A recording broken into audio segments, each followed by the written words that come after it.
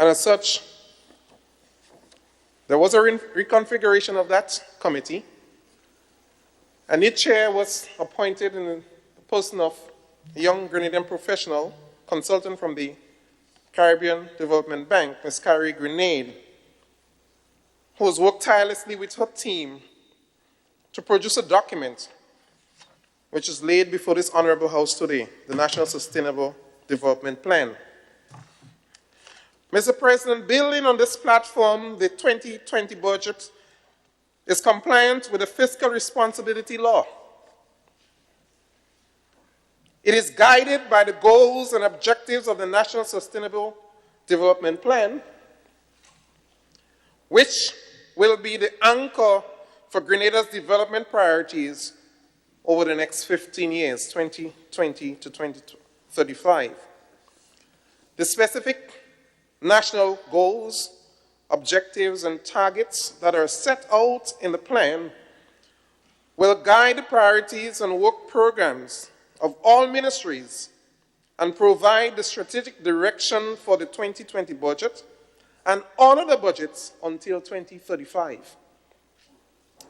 Therefore, Mr. President, the 2020 budget has been formulated to support the execution of strategic actions that will contribute to the government's overarching development of priorities to build economic, social, and environmental resilience consistent with the goals of the national plan. Today, I am pleased to announce, Mr. President, that as a government, we are well underway towards consolidating the economic growth that we have experienced over the last 7 years. We are resolute that we will not go back there, and one may ask where, to that place where the debt to GDP ratio was 108%. Unpaid claims in the Treasury was a staggering $110 million. And what was even worse, Mr. President, the monies were owed to ordinary Grenadians, business people, small entrepreneurs, and as a result of not being paid, some of those businesses went under. But we're not going back there. And we're certainly not going back to paying public servant salaries late, and the time when we do, having to sell state assets to achieve this objective. We are not going back to that place, a fiscal gap of some $18 million monthly. In other words, Mr. President, we were spending $18 million more per month than we were earning in revenue. Of course, this was unsustainable. In short, Mr. President, the economy was in free fall. But I want to thank God for February 18, 2013, and the reinstatement of this NNP administration into office, led by the visionary leader, Dr. the Right Honorable Keith Mitchell, and for turning around the fortunes of this economy. And the rest, we know it is history. We have seen growth and development in this country that is unprecedented. We have not seen it since 1974. But what is even more important, Mr. President, is a team of men and women committed to the tasks of working together for the continued development of the state of Grenada, Carriacou, and Petite Martinique. The dramatic rebirth of the economy and the creating of the enabling environment for foreign direct investment has seen over $2.2 billion worth of investment in the last 7 years. Again, unprecedented in the state of Grenada, significantly contributing to the lowering of the unemployment rate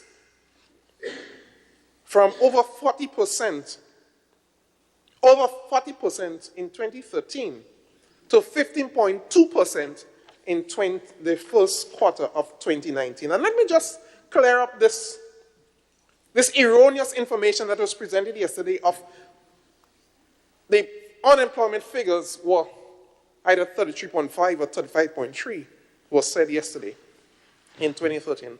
That is so far from the truth. Let me tell you what the truth is.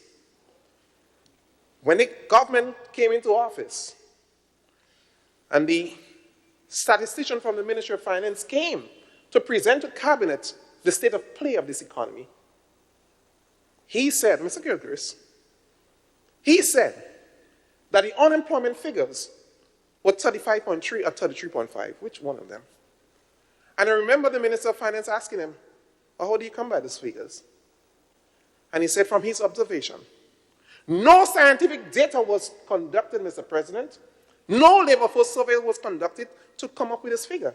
But from his observation and looking at what is happening, he came up with an erroneous and bogus figure. And that is what's been promoted by some quarters of this country. Far from the truth. But when the first labor force survey was done, and looking at the number of people who got employment after we came into office, and you had a number of some 38%, you're going to tell me people got employed when we came in, and the figure went up? No. Somebody wanted to mama guy the state of Grenada, Carriacou and Peter Martinique. But we're not about that. We're about speaking the truth and providing opportunities for people. Mr. President, there are many more projects in the pipeline worth hundreds of millions of dollars. And of course, it will result or relate into jobs and more jobs for the people of Grenada, Carriacou, and Petite Martinique. Mr. President, the undisputed figures of the success of this economy, corroborated by the World Bank, the International Monetary Fund, the Eastern Caribbean Central Bank, as well as the Caribbean Development Bank, bear testimony of the astute leadership of the Minister of Finance and Prime Minister. Mr. President, the success or the successes of the economy, the success that we are enjoying today, stands as a wall, a huge wall, to those who have intentions of ruling this country again in the future.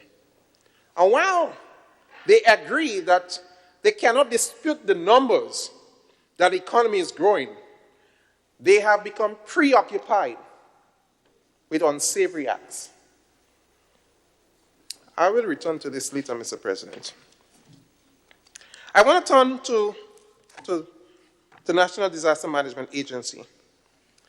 Mr. President, the mainstreaming of climate resilience across all sectors of government, including the legislative agenda, and the policy and investment planning framework is a major feature of government's agenda. In 2018, in support of this objective, the Ministry of Climate Resilience, the Environment, Forestry, Fishery, Disaster Management, and Information was created. This arrangement facilitated a sharper focus on these critical areas and allows for greater collaboration among various components of the portfolio. The ministry is now responsible for coordinating the implementation of a wide-ranging domestic policy framework, which includes the National Climate Change Adaptation Plan, the Climate Change Policy, the Blue Growth Master Plan, the Integrated Coastal Zone Management Policy document, and the Grenada Protected Area System Plan.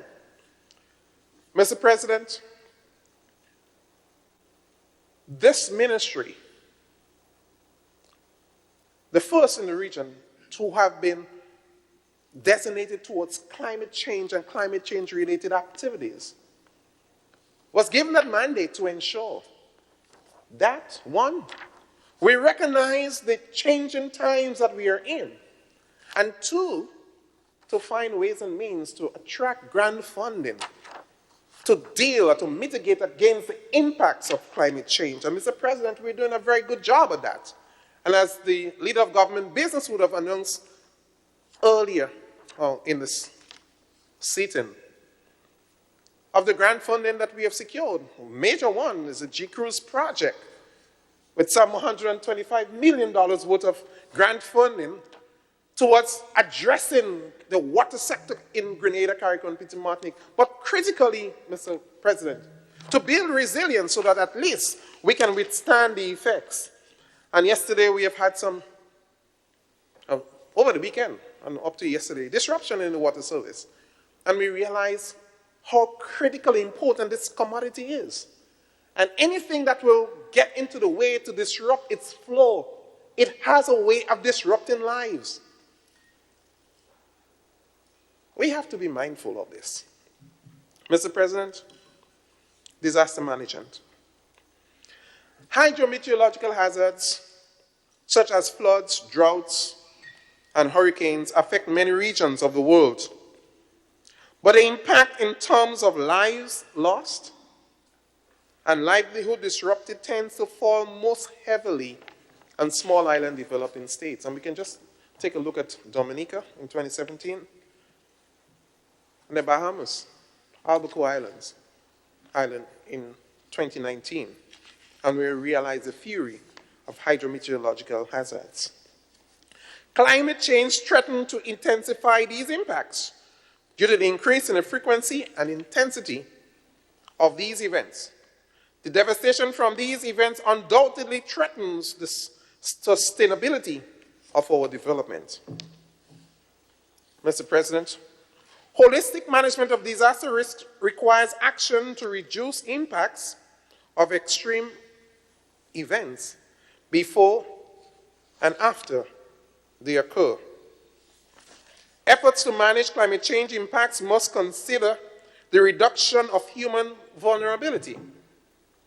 A key challenge and opportunity therefore lies in building resilience between current disaster risks and management efforts aimed at reducing vulnerability to extreme events and efforts to promote climate change adaptation. And there is always a need to understand the dangers that are posed by hurricanes and other hazards. And it's so important that we ensure that our people understand the dangers and to follow with us towards finding practices to mitigate against the impacts of such hazards. So, Mr. President, institutional strengthening continues to be a priority area for this government, of course, and of NADMA. In 2018, Mr. President, under the Canada Caribbean Disaster Risk Management Fund, the CCDRMF, among 30 applications that were submitted to this fund, Grenada's application was approved for contribution, a grant funding in the tune of 100,000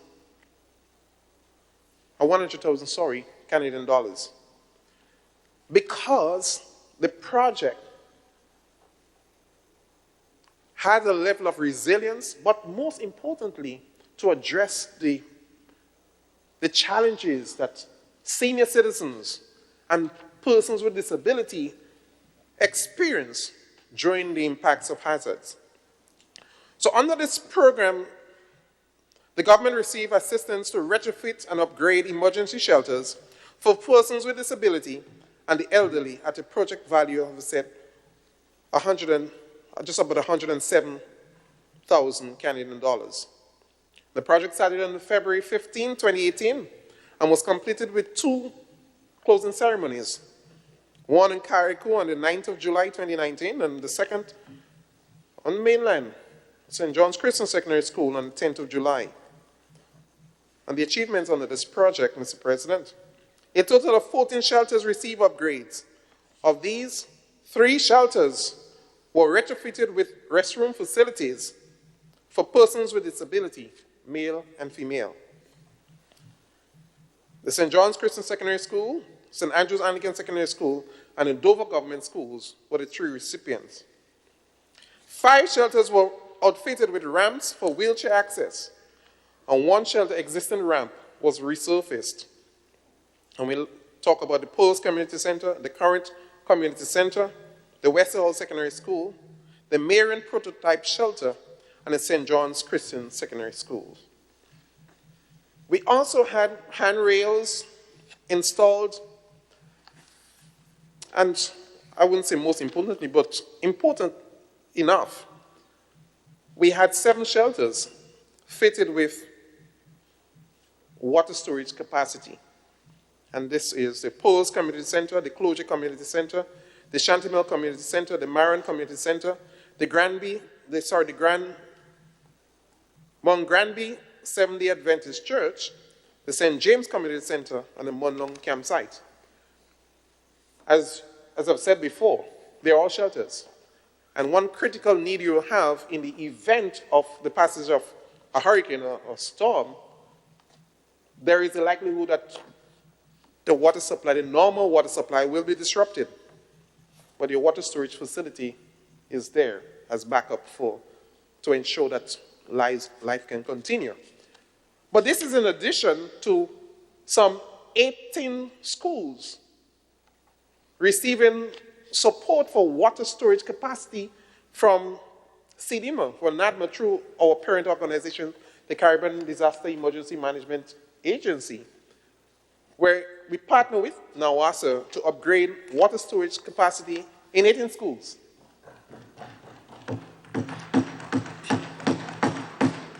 Each of them receiving, except one, a $1,000 gallon tank.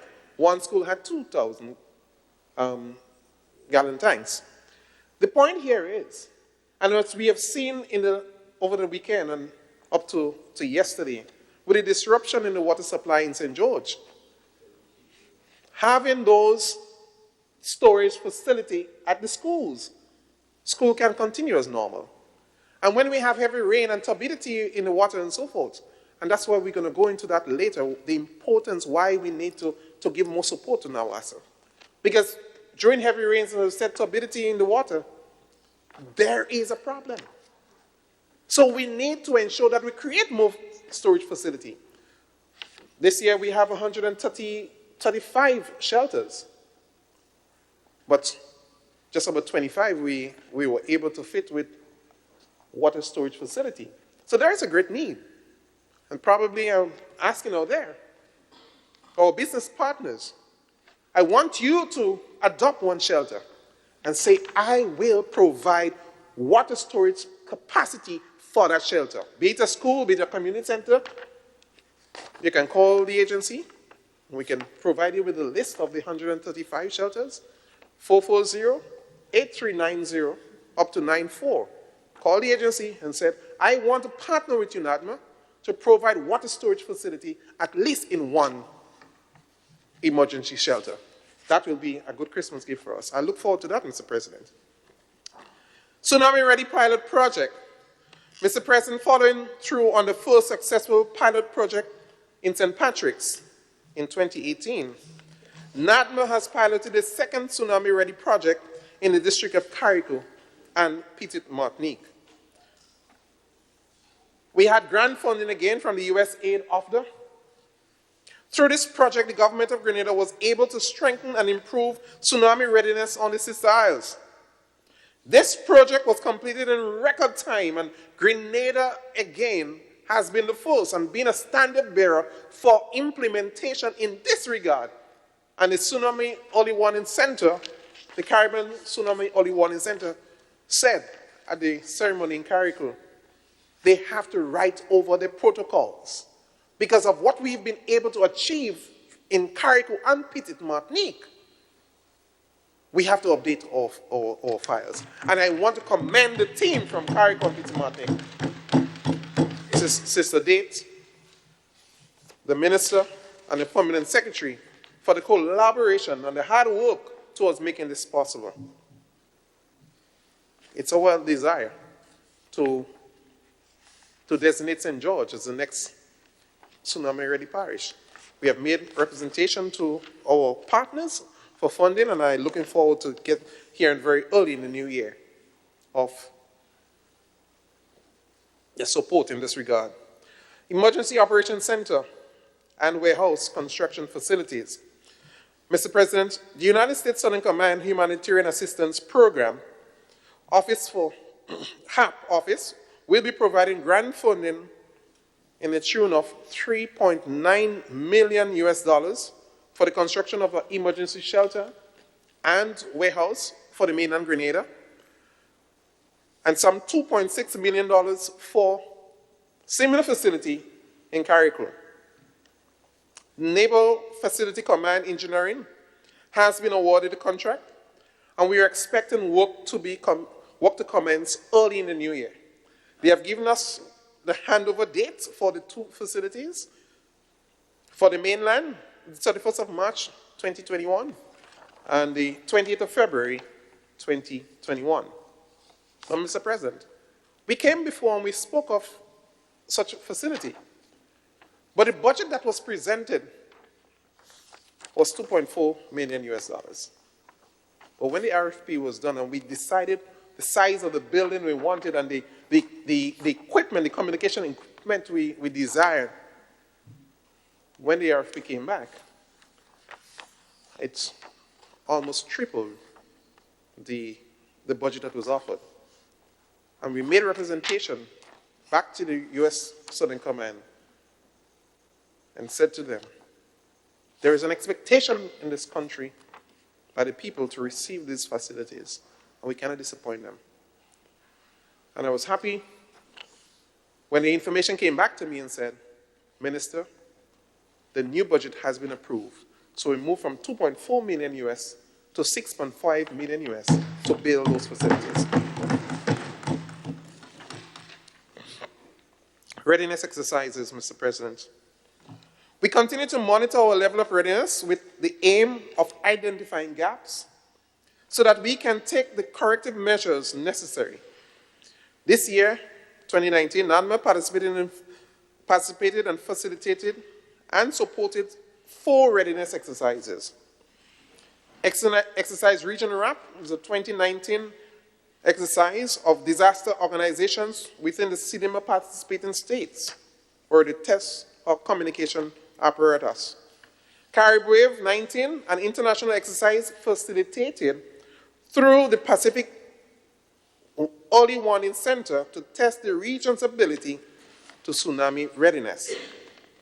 3, the Royal Grenada Police Force simulation, where the RGPF tests its mobilization and communication capacity.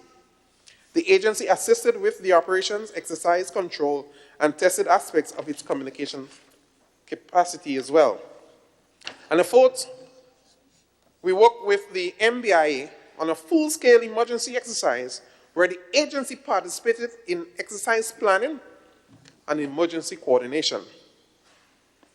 National stakeholder consultation. Mr. President, during this 2019 annual stakeholder consultation, which is supported with grant funding from the US Aid, we had over 60 participants from the public and private sector participating in this consultation. We had one in mainland and one in Carriacou. But critical in this year's consultation is the formulation of a subcommittee where the private sector who have knowledge and technical skills in developing MOUs, that subcommittee came together and said they will partner with the agency in writing MOUs, helping the agency to write MOUs, so that there will be a better coordination between the agency and the private sector. So let's take, for example, state of emergency might be declared because of a disaster. Or probably we were impacted heavily from a hurricane. There will be the need for foodstuff, to, to stock your emergency shelters. There might be a need for petrol to move your vehicles around. So those MOUs will be developed so that there will be a common understanding of term of engagement. And Mr. President, I am extremely happy because the desire of the private sector to be involved in the process has demonstrated a higher level of commitment to this country and the people of Grenada, Carriacou, and Peter Martin. And I want to commend them for this. Also under the readiness project, Mr. President, we had training in post-disaster needs assessment facilitated by the UNDP. Some 3 members of staff would have went on to do the train of trainers training course in this. And let me say what post-disaster need assessment is all about, PDNA. After every disaster, one critical function that has to be undertaken is to have an assessment done as to the cost of the damages that you have experienced. This assessment will facilitate grants, funding, and support for your economy or your country. So the training that our staff was exposed to is critically important for us going forward in managing disasters, either on a national or a subnational scale. I want to really thank again the UNDP for the support in this initiative. Additional achievement in 2019, we conducted joint national disaster management simulation with the RGPF, revision of hazard plans. Also, we had system upgrade to enhance ICT and communication functions. We also successfully partnered with Promo Grenada as added information hub to share disaster-related information to the public. Also, Mr. President, I want to just take this moment to commend one Mr. Aaron Wildman. He's a retired Grenadian who returned to this country and recognizing a need that we have in the agency, volunteered his time and his resources towards helping build the communication system within the agency. See, thank you. We had a very long and outstanding communication expert within the agency, Mr. Jerry Lewis. He passed. And we had some difficulty in filling that position. So when Mr. Wildman came on the scene, it was a breath of fresh air. But it also speaks to the commitment of the Grenadian people. You see, when things are happening in the country, there's a positive vibes. People with skills and abilities usually come forward to assist. There's a catch here. We just have to become more positive in this country. Yes, I understand for political expediency, you will critique things, but let us always remember that the things we say and do has a way of influencing the behavior of people, whether positively or negatively. In this case, because of the positive things that have been flowing out of the agency, this good soul came. Mr. Wildman, he went up to our emergency operations shelter in River Sally and helped us to ensure our antennas are working well, so the communication between the agency and the district through VHF radio is enhanced. And he even went further. He says within the community, within the district, you have district persons who volunteer, so he conducted training as well, and to allow those district people to get training to use the VHF and the HF radio communication system. And I want to take this moment to say a special thank you to Mr. Wildman, Aaron Wildman, for his service to the Grenadian people through NADMA. Major programs for 2020, Mr. President. NADMA is forging ahead to have the following initiative fully implemented in 2020. So we're looking to complete the comprehensive disaster management legislation. We're going to continue to revise specific plans, development of a comprehensive disaster public awareness strategy, and conduct annual national disaster management simulation, and to further enhance ICT communication function and facility, and strengthen capacity and district level at the district level. We also want to take this moment to thank the NTRC for their support in building capacity among residents of this country to use the VHF radio. And they had the first cohort of training. The first cohort had some 20 persons.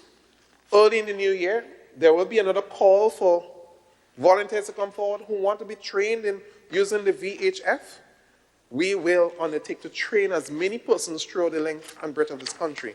So listen to us. If you didn't hear, you can call the agency, as I've given the number before, 440-8390 up to 94, and say you want to be trained in using the VHF radio.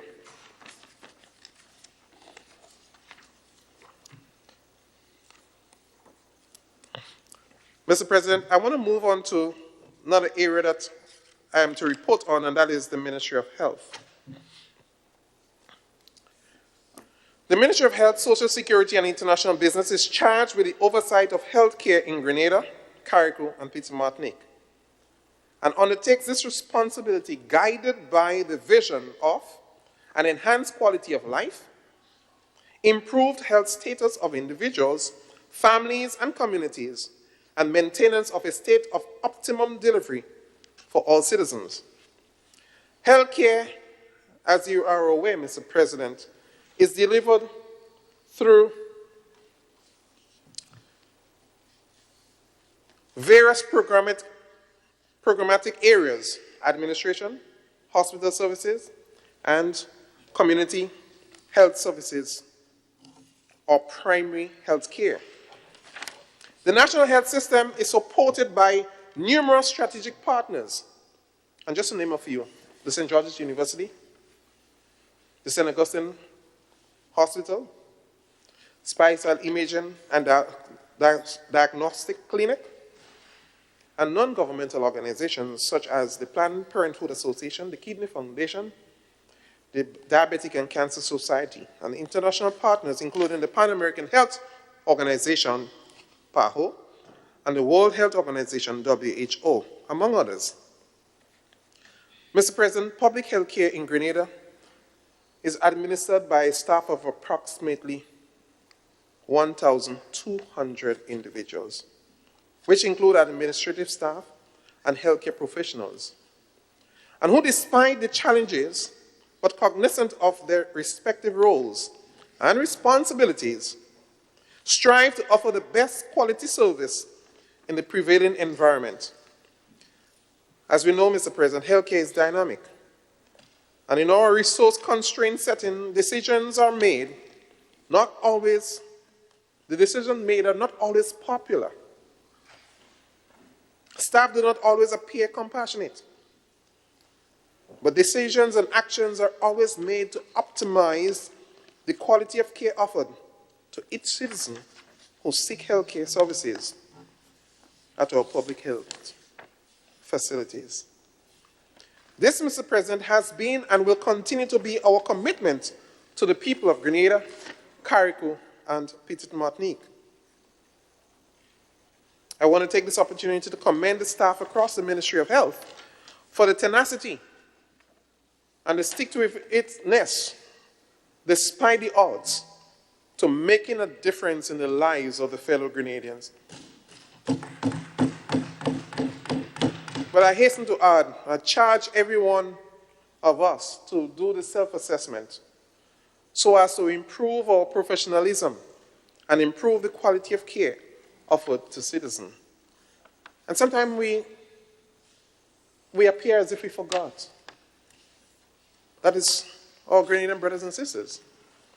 Who are the ones administering the health? Yes, there are challenges at times. But let me say here, they are committed to the task of serving the Grenadian people. And I want to just add here, Mr. President, in 2019, some 33 nurses have been regularized.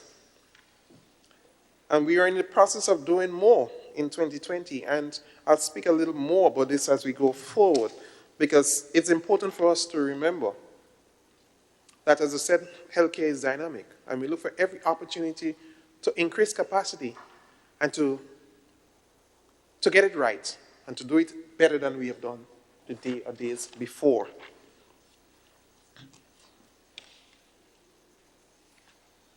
Budget allocation, Mr. President. The Ministry of Health has been given an allocation just about $88 million for program implementation. And program development was guided by the WHO and PAHO Global Health Agenda, the National Health Statistics, the National Health Sector Strategic Plan, and government's medium-term agenda. These baseline documents, in addition to the Sustainable Development Agenda, will guide implementation of the 2020 program for the Ministry of Health as we strive to attain the primary goal of the SDG for health, and that is to ensure healthy lives and ensure wellness for all at all ages. Mr. President, as you are aware, the government of Grenada has committed to the implementation of the universal health coverage through the implementation of a national health insurance program. The first phase of this process and the assessment of the overarching environment of NHI implementation has been completed by the Health Economics Department of the University of the West Indies, with support through IBSA from the Government of India. Government, as of October this year, has signed a contract with JIPA to begin implementation of the second phase of the National Health Insurance Program. And I know my brother for Labour on the other side did ask a question. If NIS will no longer be the partner managing NHI going forward, what I can say to you, Mr. President, my brother, through you, Mr. President, JIPA has been given a contract to implement the second phase. The third phase and management of NHI still lies in the hands of the NIS. And that has not changed, because we do believe they have the capability, they have the know-how to do this, and we will continue to work in this regard.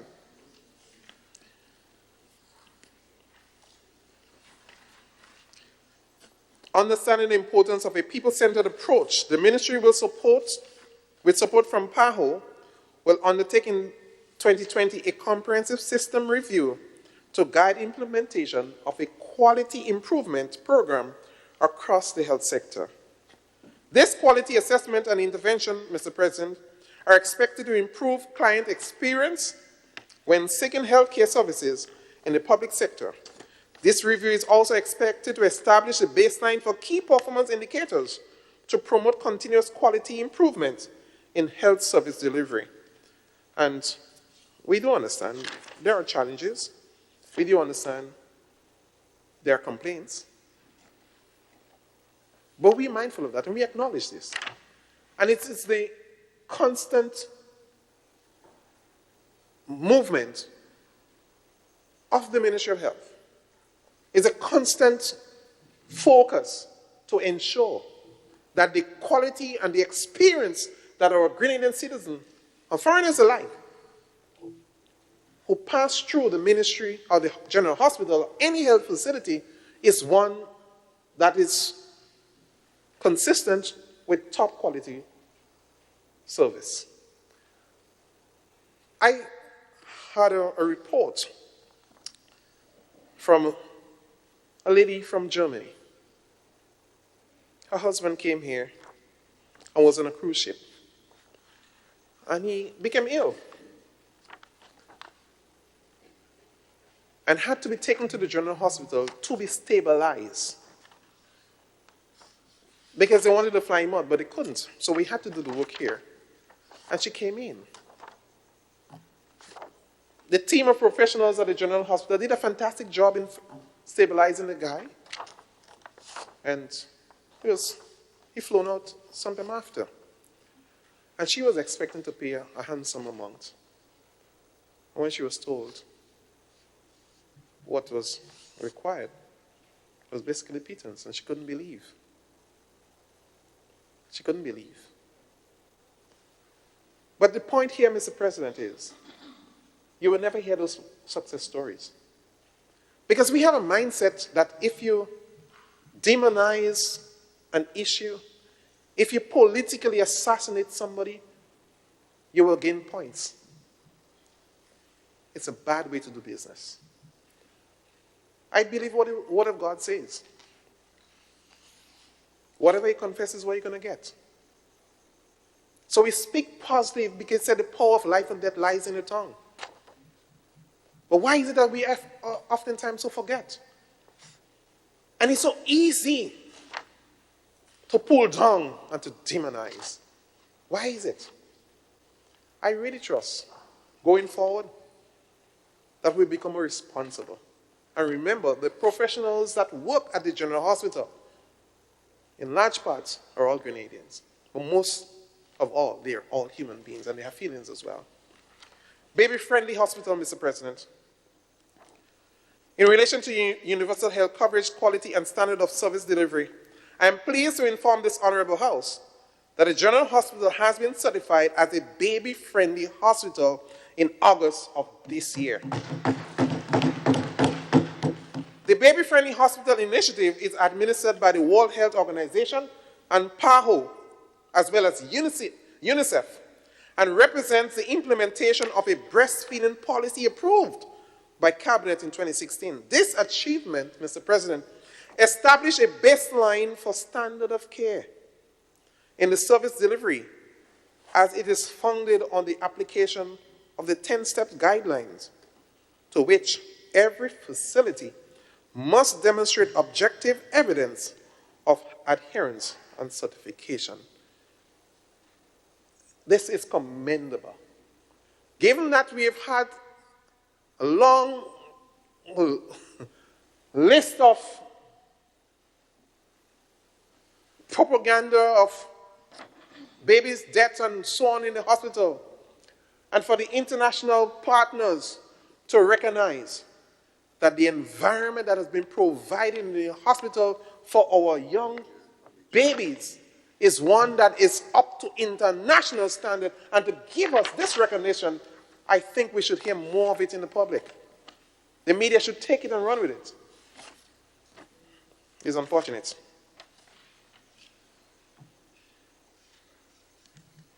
Mr. President, just about 2 months ago, laid in this House via the first reading is a draft legislation to regulate the sale and marketing of tobacco products and ban smoking in public places, including beaches, parks, and other recreational areas. I think this is a move in the right direction because we understand the dangers of secondhand smoking. No one's going to stop you from smoking, but do it in the designated areas. And we also, as a Ministry of Health, looking at and doing research as it relates to vaping and e-cigarettes. And we understand the dangers because only recently we have heard, I know President Trump would have invited health practitioners in the White House to speak on this e-cigarettes and let them say to him of the dangers. I know India, at one time, because of the proliferation of smoking, they thought e-cigarette might be the way out to get young people away from smoking, but only to realize that e-cigarette is as dangerous as smoking itself. And they have moving into this direction to banning completely vaping and e-cigarettes. And that is the intention of this country, because we understand, Mr. President, is one pot of resources that every ministry will have to fight for? Well, bargain for. And we know the value of healthcare to this country. And if we could prevent persons becoming ill as a result of this vice, let us do it. And I do trust that the entire nation will give the support to this. Human resource and health. Mr. President, I know we've had a long history, and quite a lot has been said about our nurses have decided to move. My senator on the other side said to greener pastures. It's opportunity for probably a better wage and probably professional opportunities. But yes, a number of RNs would have migrated. And most of them would have went to the the United Kingdom. But lest we get confused and believe this is just a Grenada problem, no. It's an international problem. Right now, nurses from the UK are moving into the UAE. Why? They're getting a better deal down there, as it were. The United States have been complaining of the shortages as well. Well, let's look at just home in the region. Barbados had to bring in some 375 registered nurses from Ghana. We have to move together collectively to address this. And government has tried and is trying with the nurses program at the SGU. I know quite a lot has been said, well, let's go back to our regular nursing school. SGU, and right now they were accredited to perform or to administer such courses, is a good way out. And let's encourage our young people, not just ladies only, but men as well, to take up this noble profession. Because there's a critical shortage in the world of nurses. But we will continue to ensure that we give support to those young persons who want to go off to study nursing. And as a government, and my sister spoke this morning of number of scholarships that have been given. Quite a lot has been given. I was just sharing a story of my former secretary as an Imani. I know I heard the attack on these young people, and really and truly, we need to find a new name. Because I think people are tagging on this Imani bandwagon, and in some cases abusing our young people. But in any event, let's use Imani. She was an Imani. And she told me her desire is to become a nurse. And then her mother became ill and was hospitalized in intensive care. And due to some problems up there, she had to go in daily and to bathe the mom and administer care for her. And I'm going to say, Mr. President, this thing touched my heart. She applied for a scholarship and she was not successful. But what she demonstrated to me was a desire to serve humanity. And I said, we have to do something about it.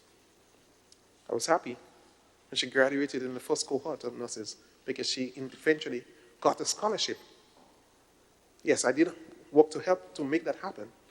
But today, she's one of those registered nurses who have graduated from SU. And that's the power of the program. The Imani program, yes, we say Imani, but there are young people there who are committed towards nation building. And let's give them every support in this regard, Mr. President.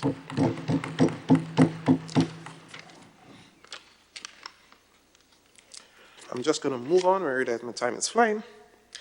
I'm going to move on to infrastructure developments, Mr. President. And quite a lot have been said by the leader of government business as it relates to infrastructure. And I know one of the big cry we heard over the time is implementation of projects and so forth. And as a ministry, we agree the rate of implementation was definitely too low.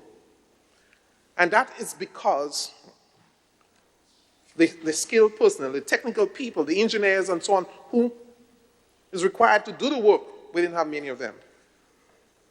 In this budget, 2020 budget, $3 million have been budgeted to acquire new skills, to bring in the professional people to make sure our rate of implementation is better going forward. But quite a lot of works have been done in the area of infrastructure development. And we look at concrete works as well as asphalt works throughout the length and breadth of the country. And not wanting to repeat what my fellow senator on this side here, Williams, would have spoken of as it relates to the number of projects that have been done around. But I want to just speak to the support that the the Ministry of Works, Infrastructure Development gives to every ministry in the country. And I want to speak primarily as it relates to the polyclinic in St. Patrick's. Support to health, 2 projects, over $4 million. And the reconstruction of the Guelph Health Center, a budget of $3.057 million. The construction commenced in January of 2019, Mr. President, and the estimated project cost is $7 million.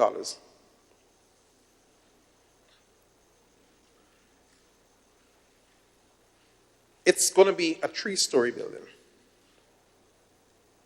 Quite a lot has been done so far, and it's ahead of schedule. The basement will facilitate storage, laundry, generator, and electrical mechanical services.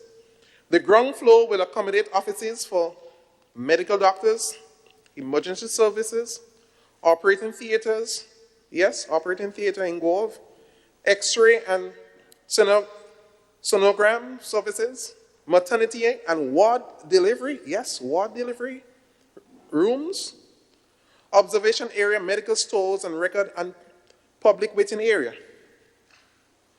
And the first floor, dentistry services, consultation room, X-ray and treatment rooms, laboratory, conference rooms, and offices for administration and medical records and stores. The project is funded through grant funding from the 11th EDF. But I just want to remind you, Mr. President, that in 2008, when its NNP government demitted office, the funding for this project was secured. All that the NDC administration had to do was to implement the project. But because of infighting among them and wanting to make one member look bad, they never implemented this project. We lost the funding. And it took this administration, when we returned into office in 2013, to renegotiate with the European Union to get the resources towards doing this, because this is critically important. You see, Mr. President, our hospital model is after the Pan American Health Organization model. And they believe, yes, one major hospital, but with the development of satellite offices, or we used to say, polyclinics around the country. And at those polyclinics, you'll be able to do a lot of the services that you will be able to get at the general hospital. So when you're talking about maternity wards and delivery rooms and so forth, St. John's facility will do this. And the others around the country will do the same thing. That was the intention. But because we were not able to implement this project in the period 2008 to 2013, we are in this crisis. So when you hear a lot of talk about not having beds for pregnant mothers at the hospital, you guys are responsible for that. You should have implemented this project before. We would have known, probably going on to the one for St. Andrew. So we have shot ourselves in the foot. The former administration did that.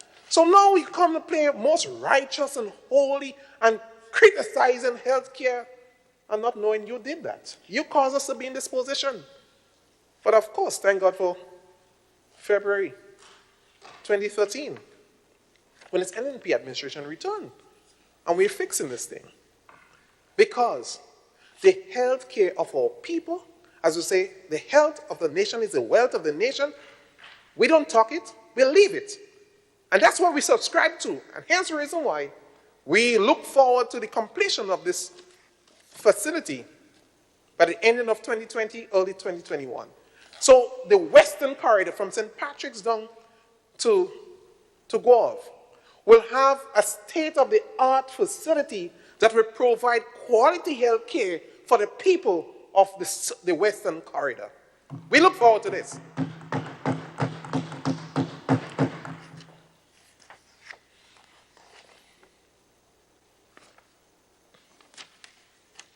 Mr. President, I want to move quickly to NAWASA. I did talk about it. And I know quite a lot has been happening. And they have spoken of an increase in rates. And while we often complain when we're asked to pay a little more, and I'm not saying you don't have a right to complain, but let's look at the value. And we have seen it over the weekend and up to yesterday, and I think the people in the South today, because we had some disruption, broken lane because slippage of the road, and then we had turbidity in the water. But one of the things I want to really highlight in this, which I think is of critical importance, is the investment that NAWASA is going into ICT. Because I said, let's look at it. Dams are at remote locations. And if the rain is going to come in the night or so, you're hardly going to be able to get technical people to go up into the area to turn the dams off. So we want to move into the area of technology. So at a remote location, we can touch a button and shut the dam down and use what we have in storage. So we will not in any way cause the turbid water to get into that which we have in storage.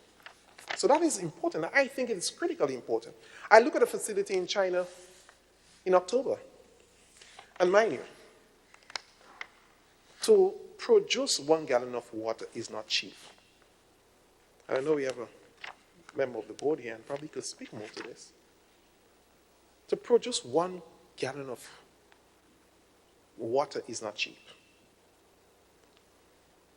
To ask our Grenadian people to pay an increase of $2.81 per month on your current bill towards getting an improved service, I think is reasonable. It's reasonable.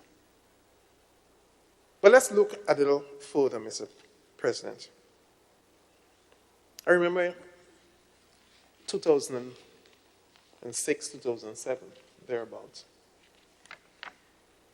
Government was moving into the direction of removing standpipes. And the intention was, you do the survey, and to ascertain the number of persons using those standpipes. And in a lot of cases, just a few households of senior citizens. What the government decided? We agree for the removal of the standpipe, but provide water for those homes at government's expense, and government paid for it. That is forward thinking. When the installation of the meters was done, while it was criticized, but I always believe it's the best thing. Because you can manage the amount of water you will consume, but at the same time, you can determine what your rate going to be. Because you will conserve. If I may just add, Senator, without disrupting your thought. You know, when those meters were first thought about, the Union Technical and Allied actually led in the campaign for the installation of the meters. And we were at the forefront, I think, Senator Dialli, you could recall that. We were in the forefront, calling on the people to accept metering as the best way for delivering the service and for paying for it. I just thought I should make that point. Thank you very much, Mr. President, for the intervention. You're always welcome to. At least I could get back a minute. But the point is, and that's the point, and we have to be mindful of the changing times.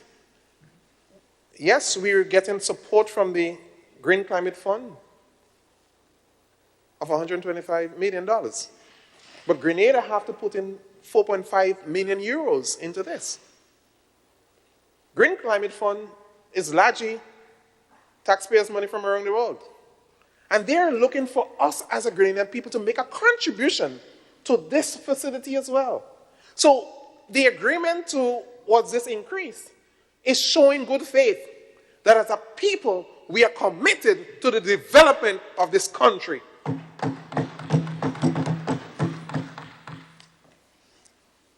I know the comparison was given as it relates to the cost of water, 1,000 gallons of water in the region. In Antigua and Barbuda, it costs $20. The Bahamas, just about $100. Barbados, $18. The BVI, $50. Cayman Islands, $44. Dominica, $21. Grenada, $8. St. Vincent, $6. But there's a difference here. St. Vincent pays it through the EVL, Environmental Levy. So people are being contributing towards this already. So that was just a make-up to bring it in line. St. Lucia, $12, and Jamaica, $20. Mr. President, it is clear. We have been subsidizing this for the longest while.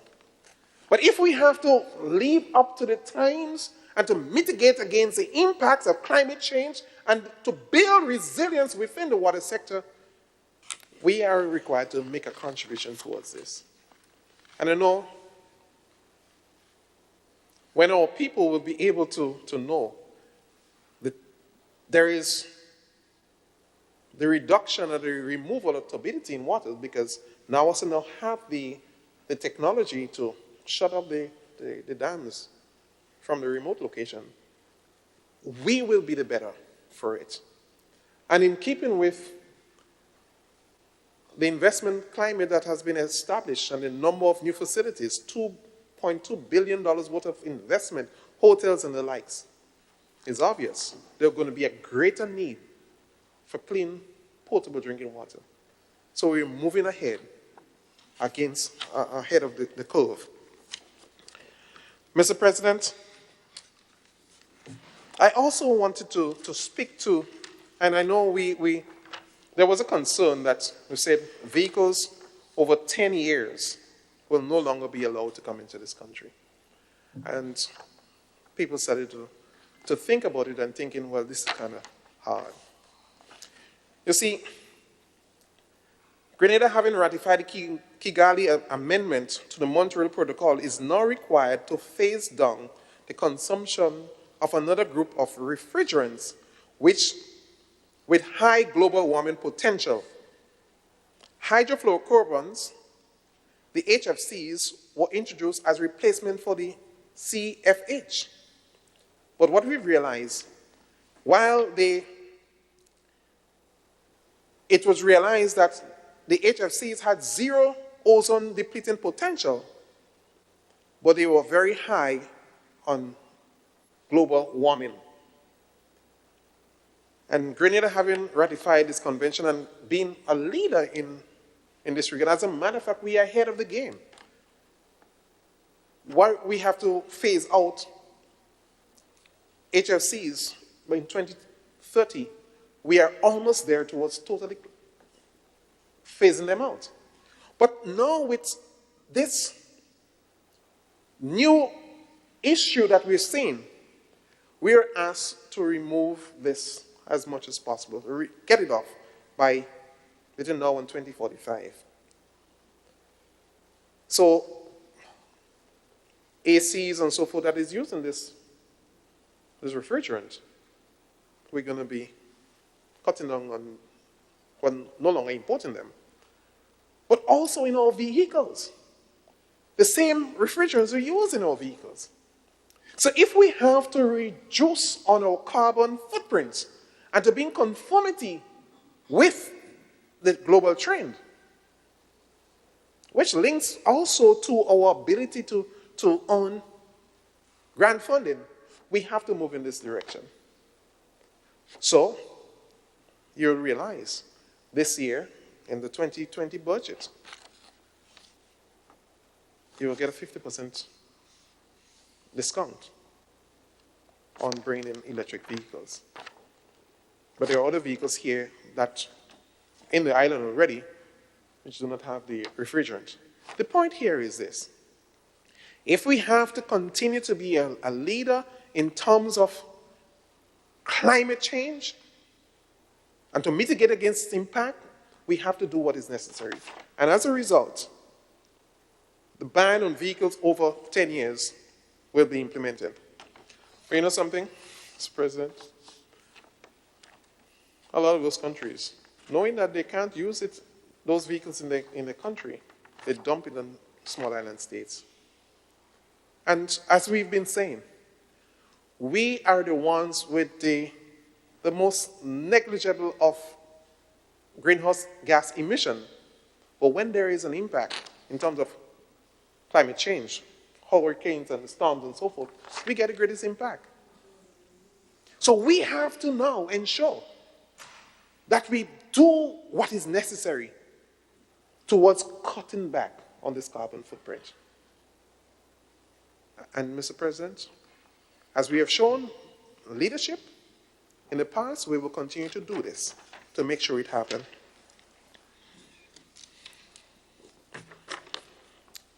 Mr. President,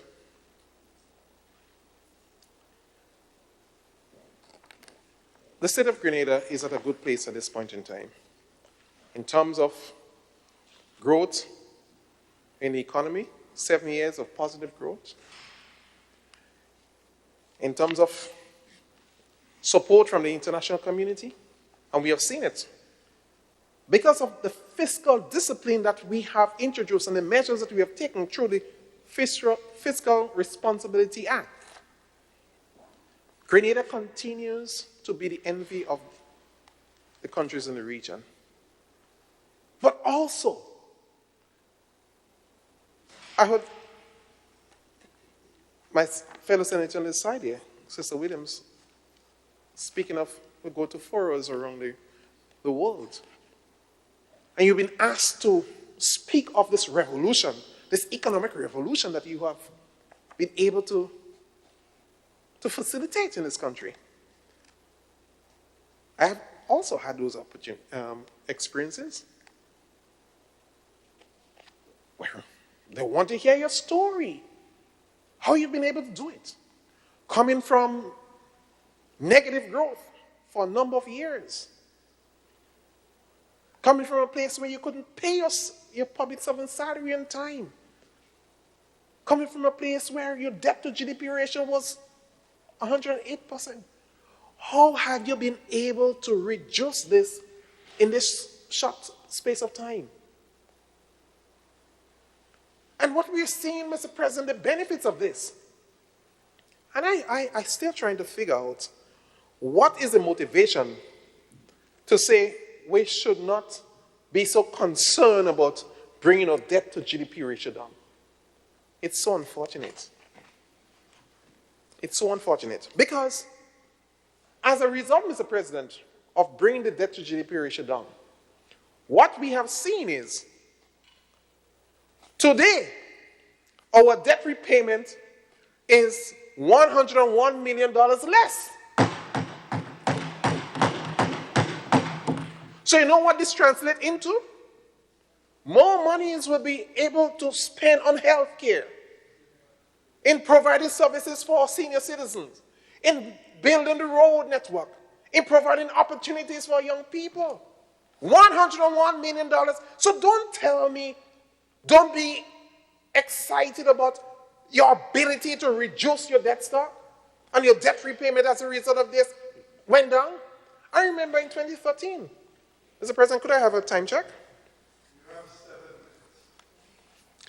I remember in 2013, when a letter was sent to the Minister of Finance by the former leader of the NDC, and scaling letter, talking about we're not dealing with our creditors in the right way, and we're going to bankrupt this economy, and then make reference to Greece.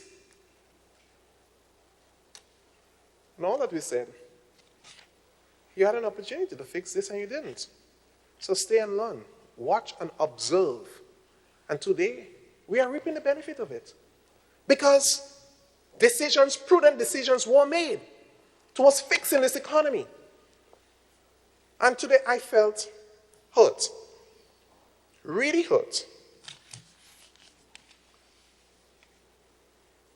that you would prepare or give information, because I listened to a speech last night, and I heard the very same thing being said in the speech by the two young senators on the other side.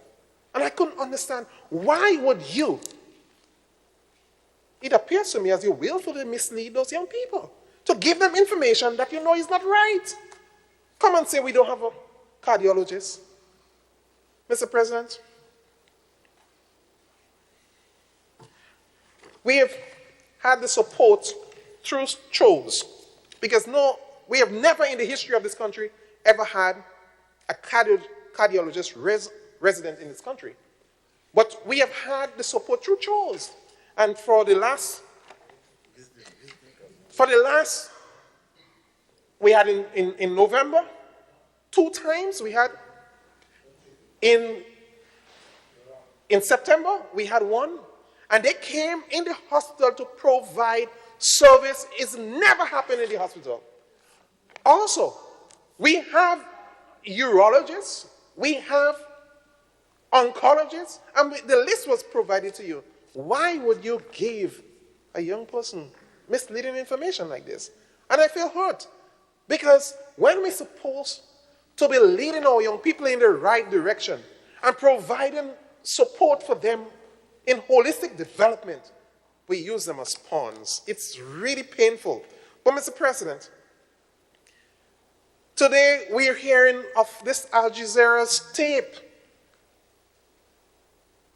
and tape of briefcase and $500,000.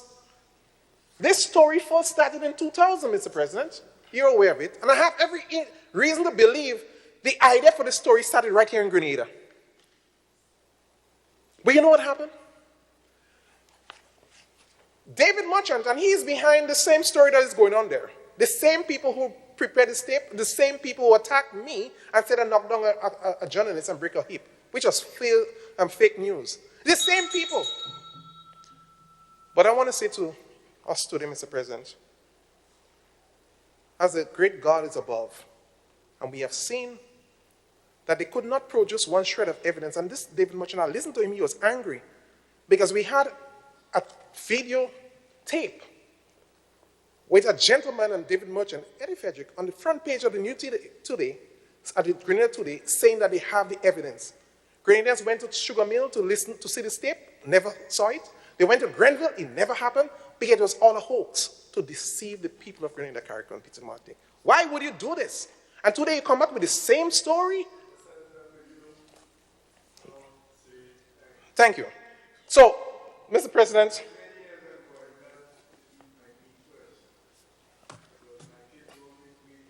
so I should have used my meat first. So, Mr. President, yes. I understand. So I understand, Mr. President. But I stand here today to say that as a people, I want you to go and do your research. This tape is a hoax again, but we will no longer be deceived. Grenada will continue to rise and do well under the leadership of Dr. Director Honorable Keith Mitchell, because he has provided astute leadership for this country, and today the benefits that we are reaping in this country is as a result of the leadership. Mr. President, I want to thank you, and I want to wish you the best for the Christmas season. It's the best time of the year. And I look forward to the music, and I look forward to all the goodies that are going to be around. And I wish the staff of the Parliament the same. God bless you.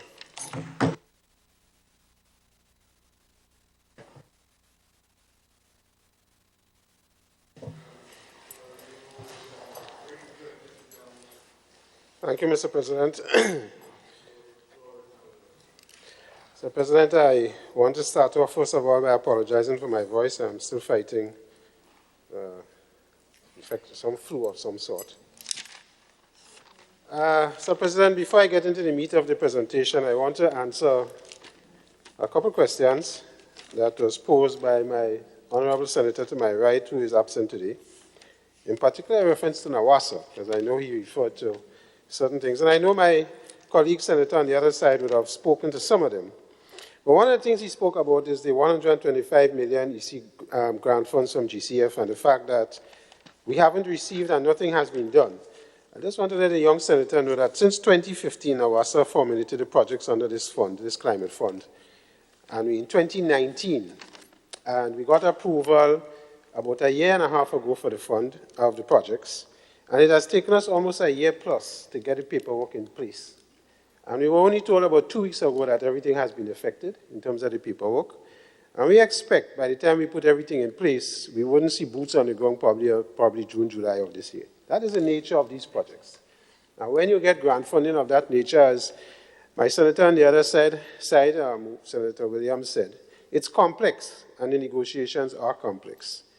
And I just want to say to the House and to the nation as a whole, which was said by Nawassa already, that one of the things with the rate increase that we're trying to look at is to improve not only the quality of the water, but the quantity and the consistency of delivery of the water.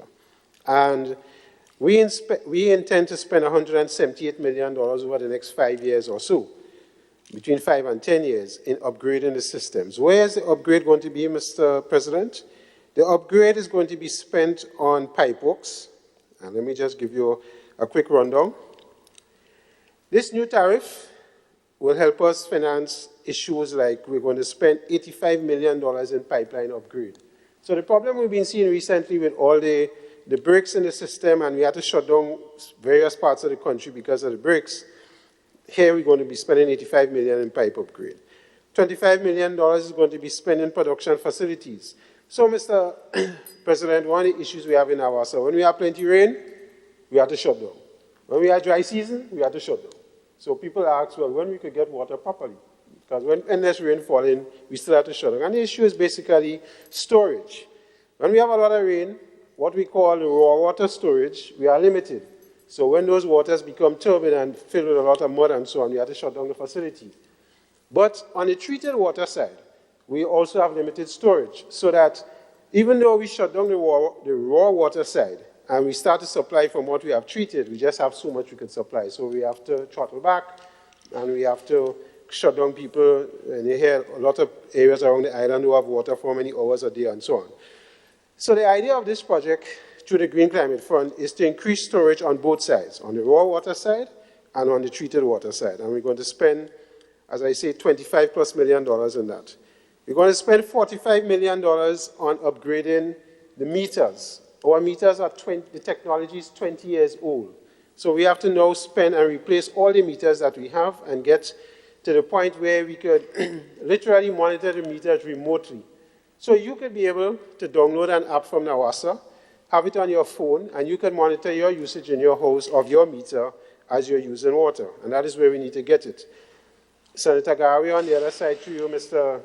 President, indicated that we want the ability to remotely deal with our plants. And when we add in chlorine to the water to disinfect it and other treatments, that we should be able to remotely monitor that facility and be able to handle it remotely.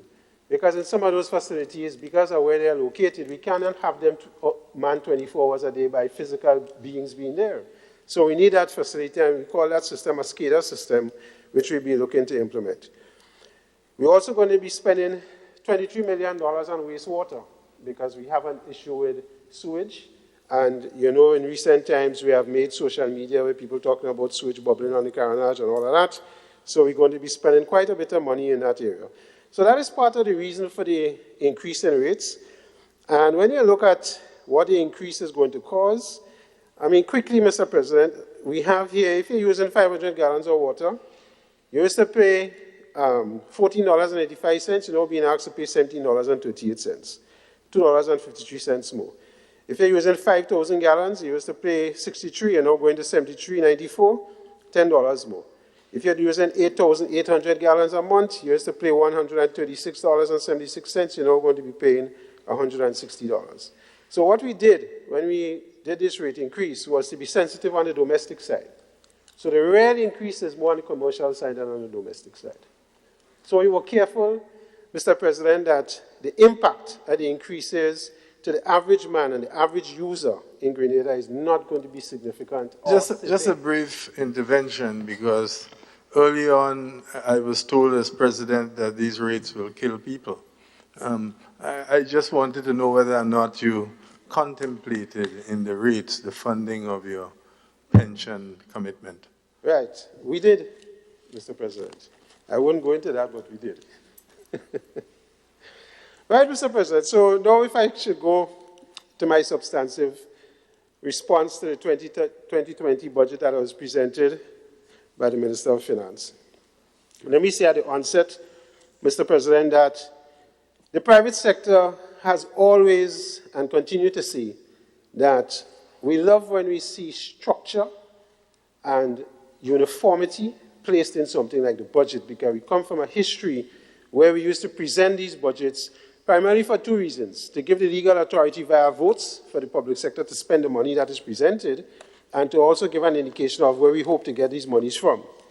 We are now attaching our budget to what we call a 2035 National Development Plan, a 16-year projection of where we want to be and the areas that we want to affect in society, and hopefully a document that rises above the petty politics of our country and the 5-year cycle system of we had to always be worried about in 5 years' time if we'll be in power or not, and whether or not the new party coming in or the new government coming in will cancel all the programs we had from the previous government. We are hoping that we have lifted the maturity of our people and our politicians to the point where we could develop a 2035 document. You know, there are some countries in the world that have a 300-year document. 300 years in the future, deciding on where they want to go. We only have 15 or 16. But it gives us a blueprint of where we feel we can go and get, whether it be education, whether it be development of our people through education, whether it be whatever it is. And Mr. President, through your leave, I just want to quickly read something from the document, because I think it's important that we remind our people that the 2035 document speaks to 3 goals. Say that again? I am on page 14 of the National Sustainable Development Plan 2020-2035. It speaks to Goal 1, high human and social development, putting people at the center of sustainable development and transformation, which is critical. And I'll come to some. It is under national goals. Executive summary under national goals. It's Roman numeral X1X. I think that still remains 14. Well, yeah, well, Roman numerals on the executive summary. Right? Goal 2, vibrant, dynamic, competitive economy with supporting climate and disaster resilience infrastructure. Excellent goal, we can't debate that. Environmental sustainability and security as well. And then it comes under, there's another section that speaks to national development outcomes, and it lists 8 areas. And as I say in the document, 8 pillars. A healthy population. We had a lot of discussion this morning on health. Educated, productive, highly skilled, trained, and conscious citizen. The largest part of the budget is in education. Outcome number 3, a resilient, inclusive, gender-sensitive, and peaceful society, security. Broad-based, inclusive, and sustainable economic growth and transformation. Competitive business environment, modern climate and disaster resilience infrastructure. Climate resilience and hazard risk reduction, energy security, and efficiency. I don't think any one of us in this house or in the nation could debate the importance of these outcomes for society as we move forward. And that the plan encompasses one where it cuts across all the divides. And for that reason, Mr. President, I think that it was critical to align our budget with this document to develop ourselves over the next few cycles and not have it depend on any political party or any new government that may come into office. The other area that I want to touch on quickly is the foundations of this budget. And I said, Mr. President, in previous years when we did budgets, we never had a lot of things attached to the budget. So you never got a feel. In the private sector, when we do a budget, you have to give assumptions that guides the budget. Why we predicting income of X amount? What is it based on? You have areas that you highlight. Is it you're improving marketing? What it is you're doing? So you had a basis to understand the figures. We never used to do that in the past. We started doing that. And when I took up the documents this year to prepare my response, I was inundated with a number of these documents. And I said, Lord, when did I finish reading? But we have a document that speaks strategic approach. We have a medium-term plan, 2020 to 2022, that is telling us how we're going to operate in the next 3 years. So we have a 3-year rolling cycle. We have a document on the FRL, and that a lot of the targets are set by these documents are determined by the FRL, which is a law. And I know my friend in Labour have difficulties with some aspects of the law, and so be it. And it talks about medium-term fiscal framework and what we intend to achieve there. Then we have a document that speaks to the review of 2019, actual performance versus budget, a compliance assessment report, 2018 to 2019. And when you go to that document, you could see how we have performed on page 5 of that document, Mr. President. I wouldn't go in for time, but it details what we have done. So it compares where we have performed, whether the budgets we set were reasonable or not, and where we have fell down. It now puts structure into the whole thing. And it now makes reading these documents and them sensible, at least for me. Because from how I think, I need to know how I performed, whether the budget was realistic or not, and whether we know what we're presenting and projecting forward has any realism in it at all. And it must be guided by some past history that we have had, and what the numbers are saying, and where we see the risks. Because there's another document that speaks to that. Medium term, we have the one on medium-term debt management strategy, and we also have one that speaks to the financial risks and the compliance risks that we may face going forward, and whether or not we will achieve the issues and the figures that we put in these documents that are presented before this House and before our people. And our people must know what are the risks attached to revenue, why we may not meet the revenue targets, whether they're high risk or low risks, what are the risks attached to the expenditure revenue, and we're going to come to the implementation aspect of the capital budget in a while, the PSIP. A lot have been said about that. I want to go quickly to talk about the debt. And the issue of debt, and a lot have been said inside here, and the final thing on that before I go to debt, Mr. President, I want to say that I want to compliment our politicians, this government. I want to compliment our people in general, that we seem to be lifting our level of maturity in understanding what is going to happen, how it's going to happen, as it relates to fiscal policy and spending of our governments going forward. We now have laws that dictate that we do certain things, we spend to a certain level, and it's not a free-for-all. A minister can't just walk in now to finance and say, I have some issue, something with something, I need $100,000 more. It don't work so anymore. And that keeps our people in line. That is an excellent thing, even though it has to force us in terms of our maturity level, so be it. Let us go there.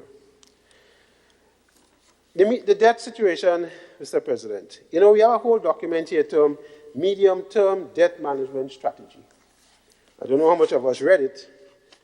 I took a little time to read it, and I just want to highlight a few things. It gives us a lot of information on how we intend to manage our debt going forward, how we intend to change the debt, the type of debt that we have, treasury bills versus loans versus other types of things, how we intend to move that cycle. And, sorry, Mr. President, in the document, quickly on page 1, overview, I want to, under debt management objective, through your leave, I want to read 3 things here. It says, the objectives of the Public Debt Management Act is 1, ensuring financing needs of the government are met on a timely basis and that its debt servicing obligations are met at the lowest cost over the medium to long term in a manner that is consistent with an acceptable and prudent degree of risk. Providing a framework for the management of public debt in a manner that achieves and maintains sustainable debt, and ensuring that public debt management operations support the establishment of a well-developed domestic debt market in the medium to long term. In other words, Mr. President, we will have debt. That is the nature of our economics.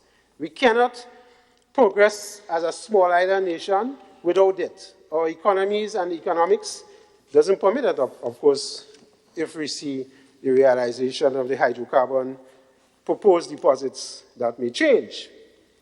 But it also goes on in the document on page 11 to say the rapid decline in debt that was spoken about so much inside the House today was supported by debt restructuring activities that have now ended, as well as fiscal improvement.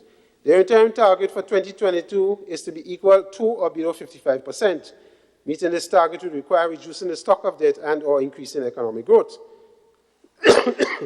Interest payments as a percentage of GDP shows declines from 3.6% in 2015 to 1.8%, which has been driven by both lower interest rates achieved through highly concessional loans and a reducing stock of debt.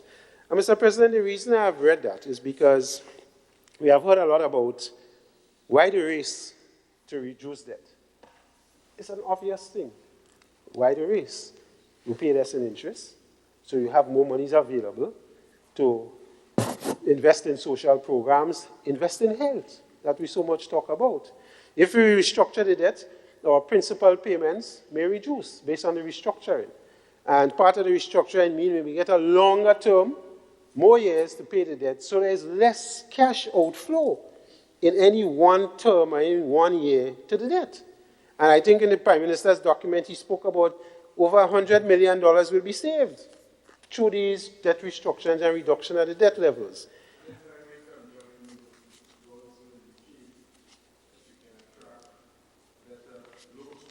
That's right, as we go forward.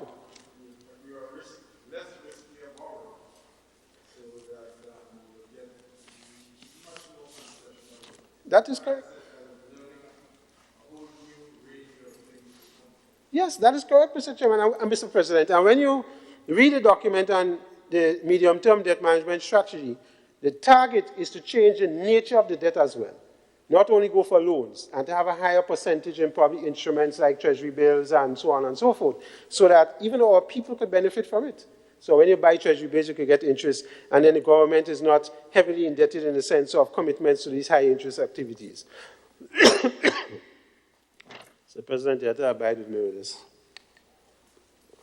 this thing.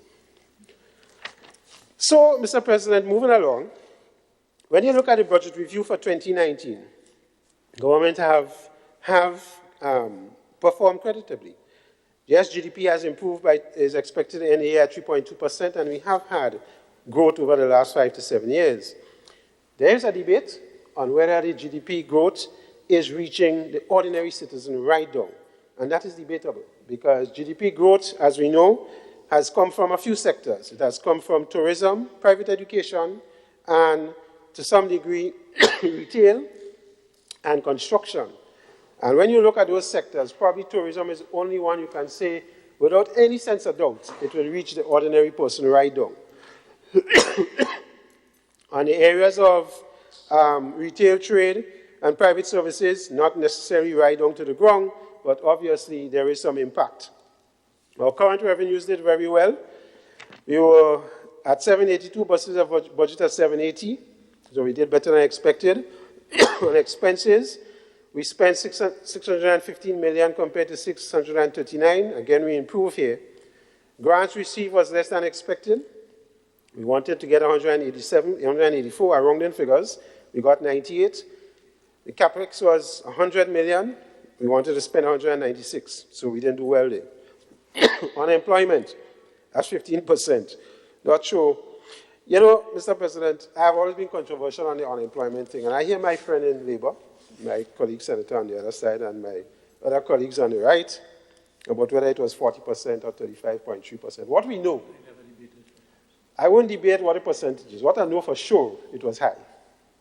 And it probably was in the 30s and heading wherever. What I know for sure now, Mr. President, it's not there. It's lower than where it is. Whether it's 10%, 15%, or what it is, it's lower. I ain't debating the actual figure. What I'm debating is that it's not at where it was before. So that is an improvement. I always have been controversial on this, and I always believe that 15.2% quoted by the Prime Minister is probably less than that, not that. And the reason I say that is this. I know of in the private sector, my good friend on my left, that if you look in the papers recently, construction companies have to be putting out ads to get people to come for work. We have been doing that on a regular basis. We have projects going on and we can't get laborers to come. We can't get carpenters. We can't get plumbers. We can't get masons. We have to import. And we just quarrel about that because we say what happened to the guys. But yet still we have guys sitting on the side of the road that refuse to go and get a job on these construction sites and sometimes other sites. Because one of the reasons they will say to you, either they work too hard or we're into slavery.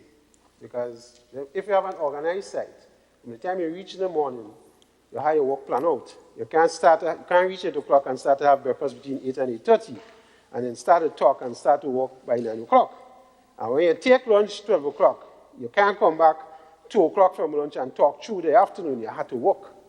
There's a difference. And my friend here, my Labour senator on the other side, talks about management and managing the site and managing the work. But when we do that, we get complaints that we're trying to make them slaves. So,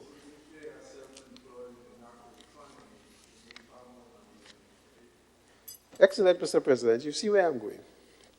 So, I say that, and I always remain controversial on that. I think when you choose to work, you cannot be an unemployed person. Cannot. Because there is work available, you choose to work or not. And I know in Grenada we're fortunate. You could sit down by the side of the road, don't work, and still eat a good meal every day, and have women and children as well. So you have entertainment. So you're good. You don't most work to do that, Mr. President? In another country, out there, if you don't work, you starve, and you become a vagrant, and you have to go in that kitchen to get a meal. Not here. We could eat, go and fish, go in the river, pick up breadfruit, and we have a proper meal. We beg to buy some flour to get some dumpling, and we're good to go. We're good, because working is not tied to eating. And that is a critical situation we have here.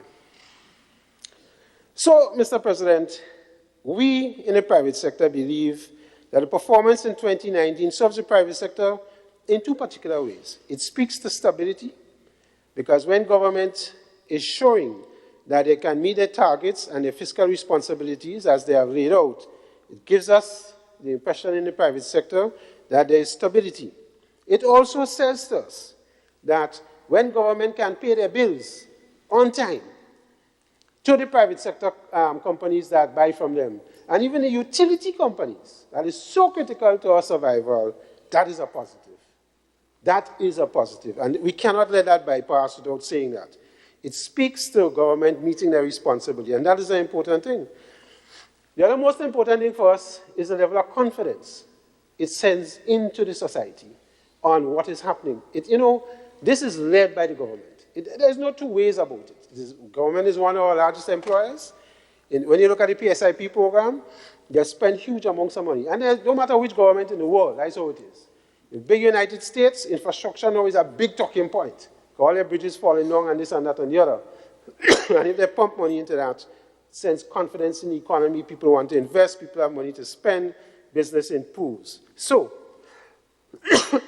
for us, the performance in 2019 has been commendable from a private sector point of view, and we believe that's the way to go, and we encourage the government to continue in that light. But before I get off 2019, I must say, Mr. President, you see that BICO matter? I know it wasn't spoken about in this budget. Prime Minister mentioned in the budget before and probably one before, but it seems to have gone. I want to remind them it's not gone.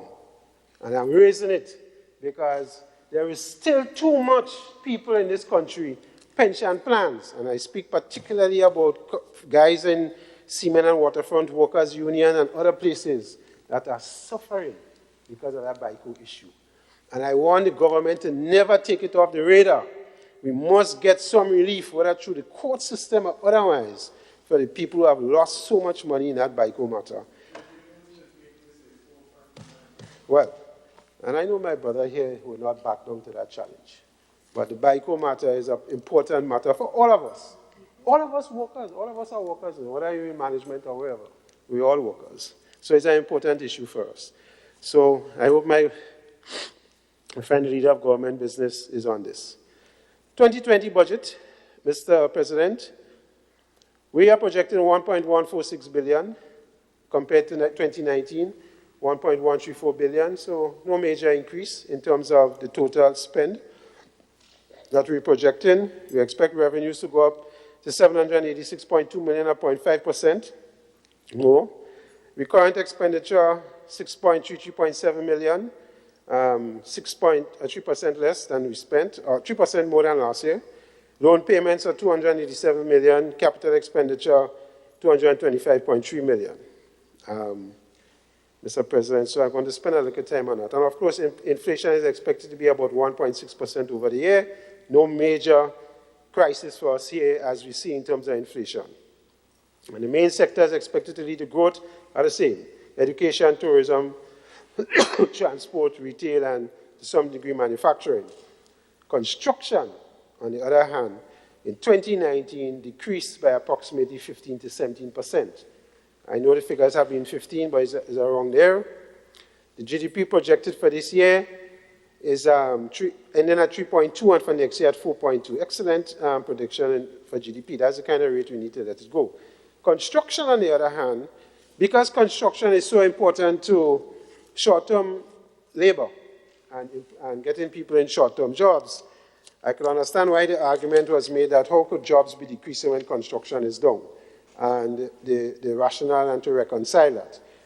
So, and I could also understand the rationale why the government is investing so heavily in the PSIP program, and of course the private sector on the other side. I'm going to come to that shortly. So, President, I want to go to education because I have some pet peeves. The leader of government's business, when he spoke, spent more than an hour talking about education. And he spent a long time, because that is a pillar in this budget, people being people-focused, spending a lot of time on teacher education and so on and so on and so forth. And from where we sit in the private sector, we support all the initiatives listed out and the reasons, and we support them. We support them in a serious way. A lot of money is going to be spent on school maintenance, new buildings, etc., etc. And we have no issues with that, none at all. We believe time must be spent on education. But, Mr. President, I want to spend a little time on TAMCC and the issue of TAMCC. And I'm probably best served to spend and to state what I want to say, because I've spent the last 20 years of my life serving on TAMCC in the Finance Committee, and 10 of those 20 years on the council. So I'm pretty much familiar with the school on the administrative side. I'm also a graduate of this institution when in the early days was IFE, an institution over 40 years old. And you know, Mr. President, the hurtful thing with this TAMCC operation, is in that time I've spent on TAMCC, there is a prevailing thinking in this government and the government before this, that this is the worst institution that have ever been created. We have the most cost overruns, we have the highest paid teachers, and the people we put out ain't worth it. But in reality, it's not the truth. And at the cabinet level, it don't matter which Minister of Education comes in, he or she comes with this notion that we have to cut costs in TAMCC, we have to remodel everything they're doing, something had to be wrong. What I want to tell the people of this country, that is the worst concept, and it's a wrong concept. This is an institution over 40 years that have produced on average, graduated on average between 1,500 and 2,000 students every year. They come out with some of the best results in Cape. Their associate degree in TAMCC is accepted by almost every university in the United States and otherwise. So we have to be doing something good. Our quality of education must be up to the level. When these students go to universities far and wide, they perform among the best. We could check the records.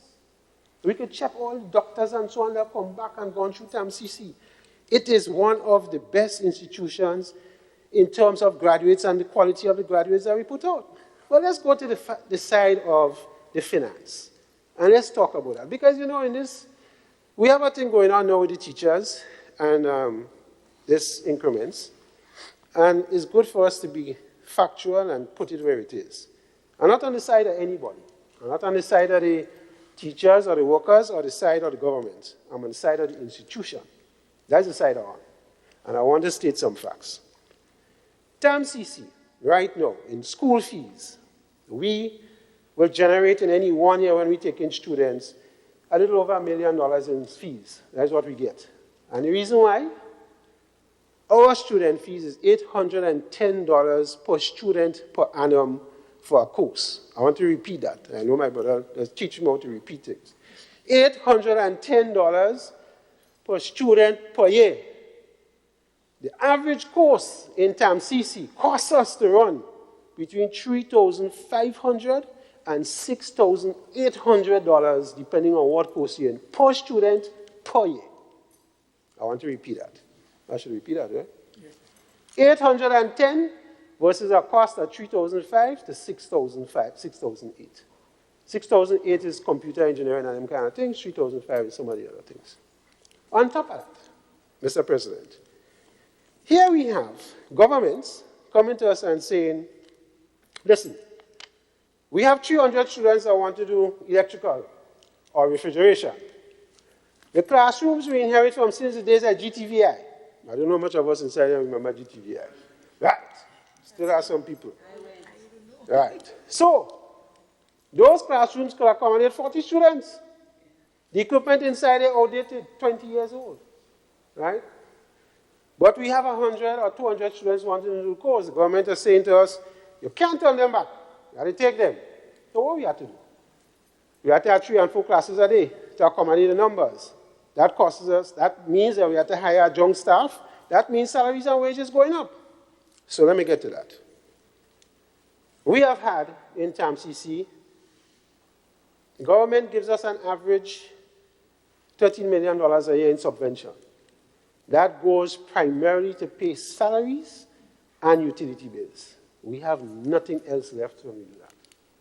The $1 million we collect in fees is to pay for everything else in the school, supplies, for labs, and everything else to run the school. So, Mr. President, the question is, where does TAMCC get this $6.1 million we owe in to teachers as increments? No, we can argue, fair argument, that the increment system is probably not the best system for TAMCC and rewarding teachers as they go along. But we inherited that from the same public service. When TAMCC was under the public service and then became a statutory body. So when you hear and you read in some papers that they never knew about this situation, and the situation is a surprise, this thing with the increments going on since 2013. When the government came in power again, this new government, not 2013, Mr. President? Right. So this is going on since 2013. In 2019, the bill now is $6.1 million for increments. How we could not know about that? We at TAMCC, as a member of the Finance Committee, have been presenting the government every year that this is a situation that is developing and we need to deal with it. Right? We have not. And I don't want my leader government business friend on the other side to answer me, but I must say what it is. To add insult to injury, Mr. President, the government will come to us and say, listen, guys, you need to keep TAMCC and expand services. So let me give you some examples. The days when we used to run the nursing program, they came to us one year and said, you have to take over the nursing program. The nurses used to get a stipend, and the stipend had to be paid. It was paid before it was under Ministry of Health, and we had a nursing school by the Ministry of Health budget. They came to TAMCC, the budget was never transferred to us. So we had to find money to pay the nurses. That's how it was.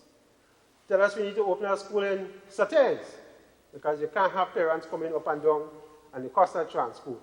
Yes, we went and we opened Sauters. Did we get a budget for Sauters? No. Caracruz is a similar thing.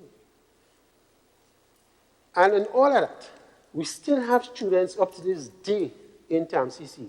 Parents cannot afford to pay the $810 a year and send their children down with transport, depending on where they live, especially in the outer parishes, and give them a meal.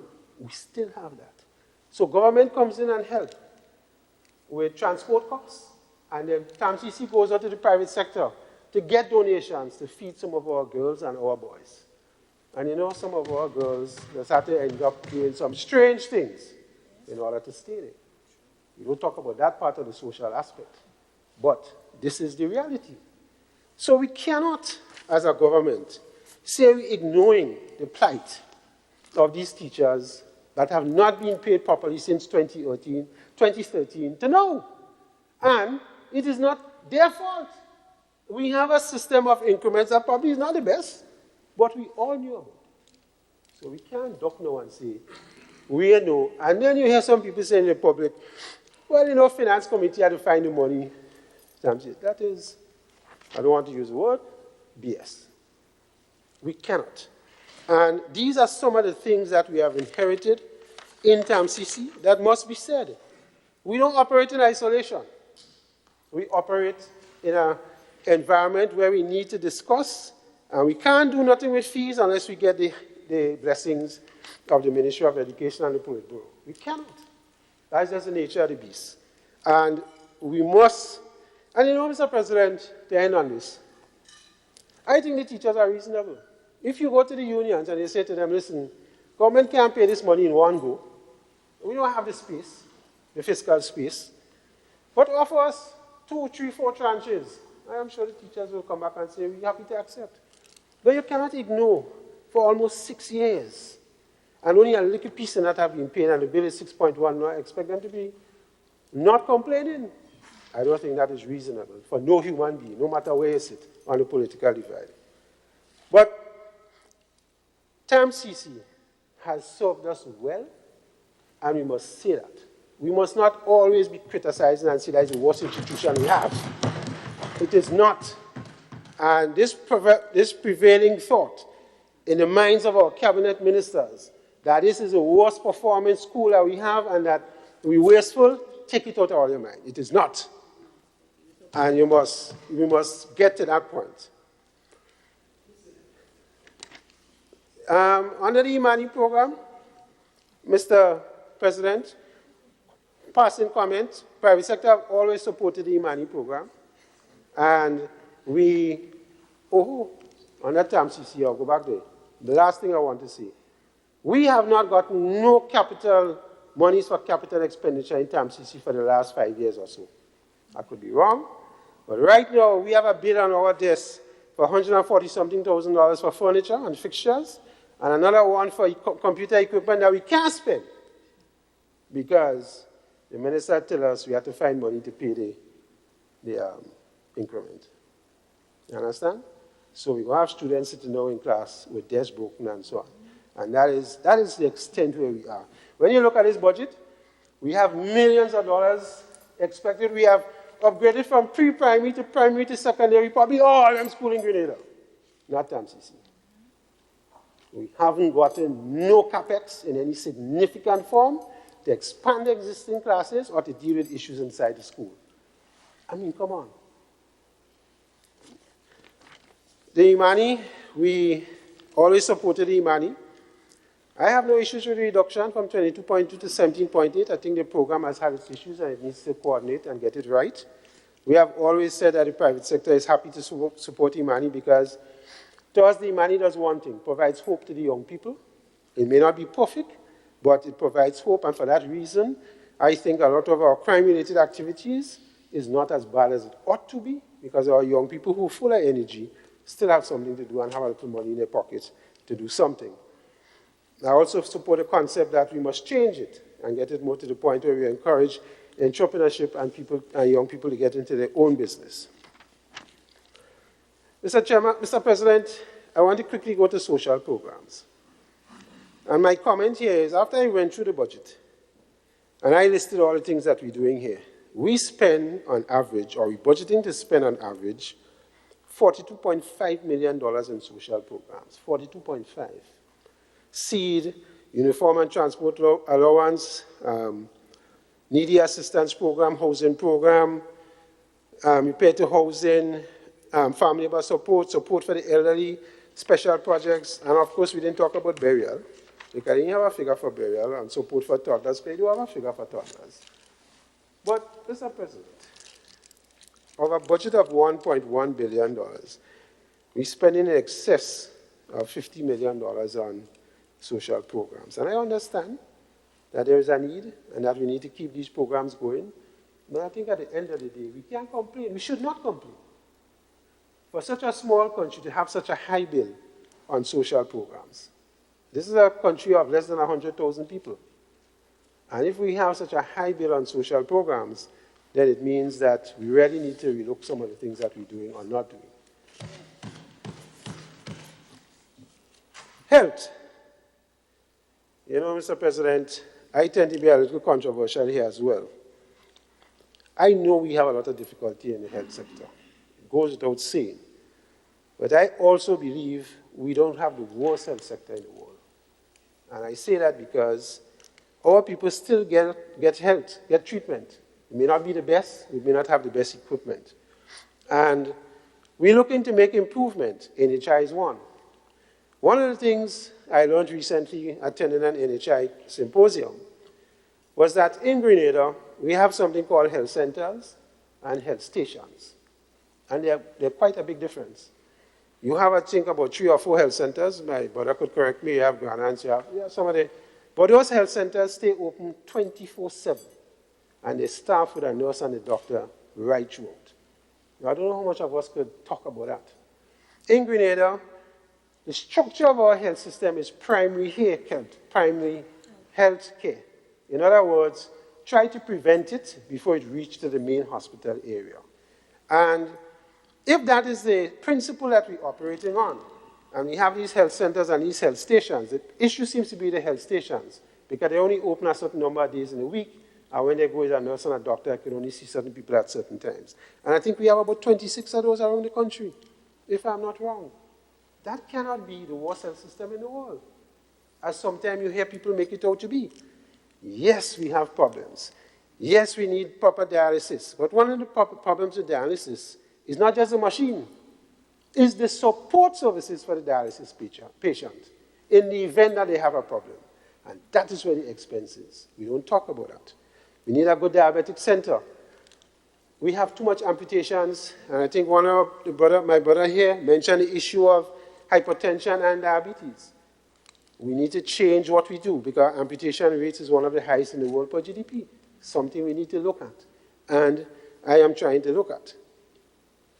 I support the issue of the sexual offenders list and the need to get this issue under control. President, sorry, just give me a couple of minutes.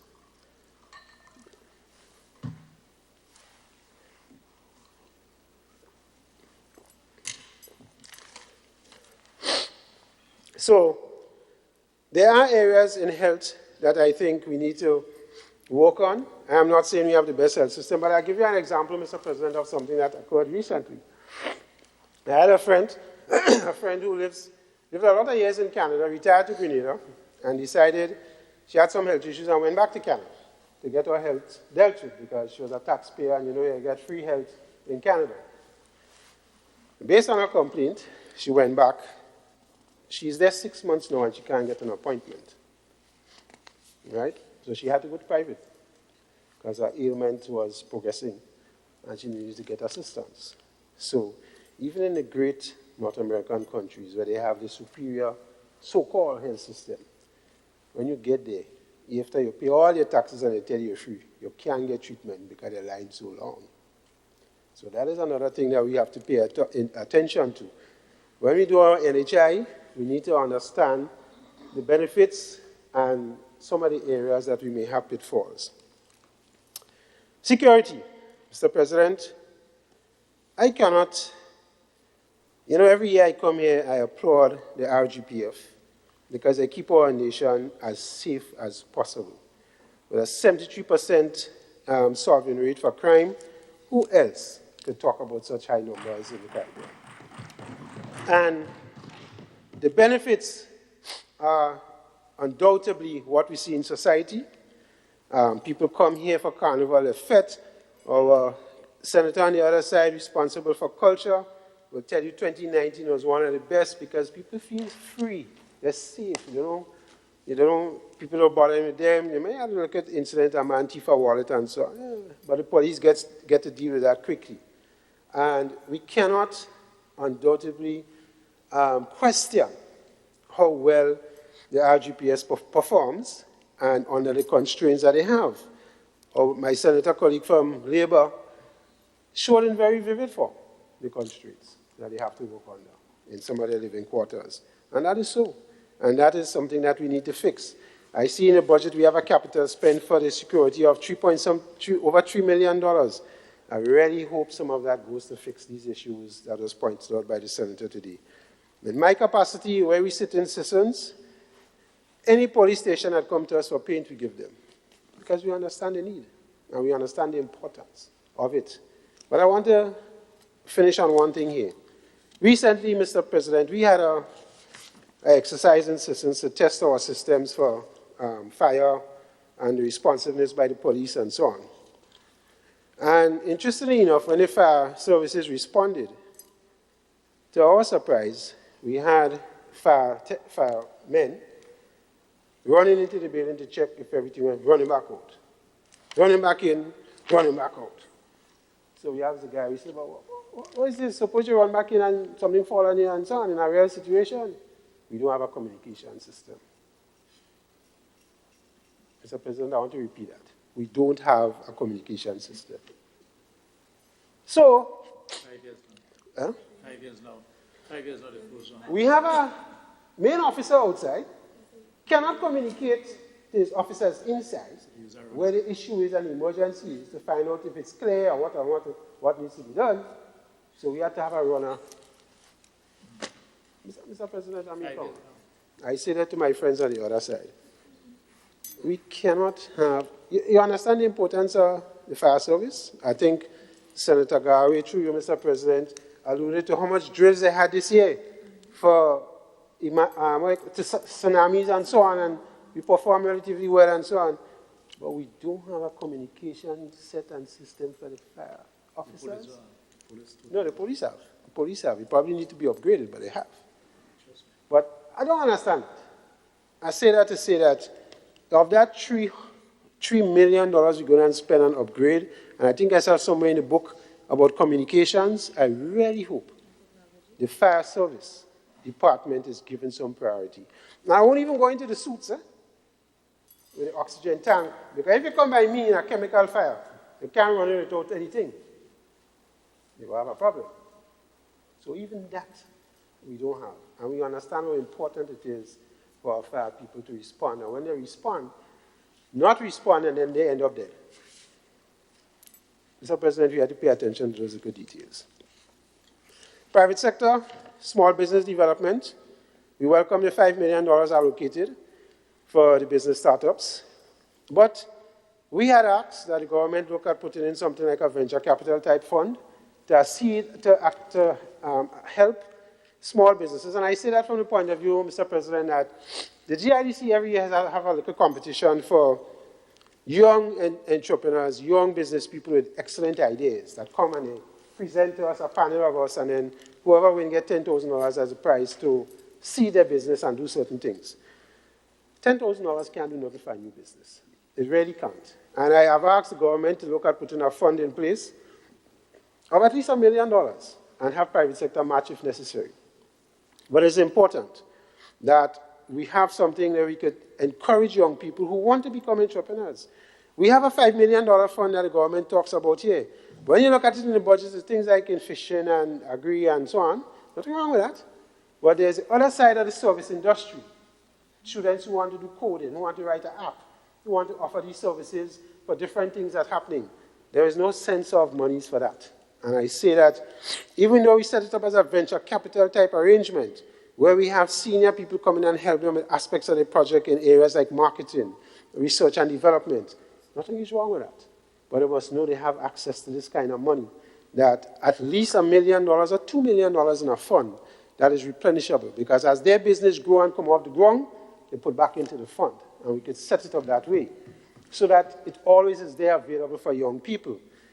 we cannot have our young people, because I know, Mr. President, of any 10 projects that come, we just get one that could become an international business.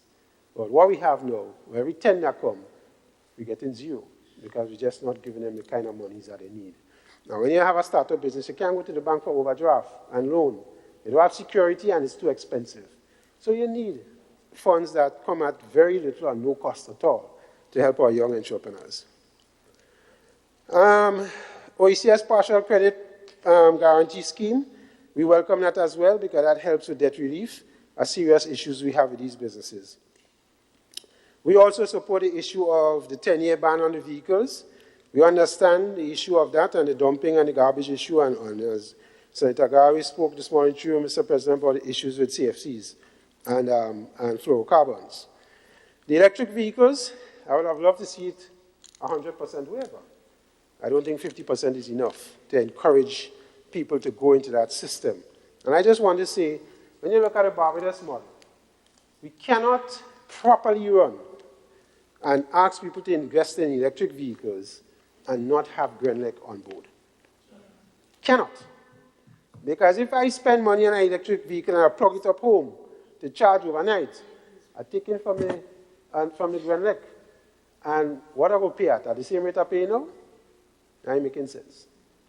You must have the support of the utility provider that gives us relief if I go down. That when I charge in my vehicle, it cannot be at the same rate, or else it would not make and encourage the average person.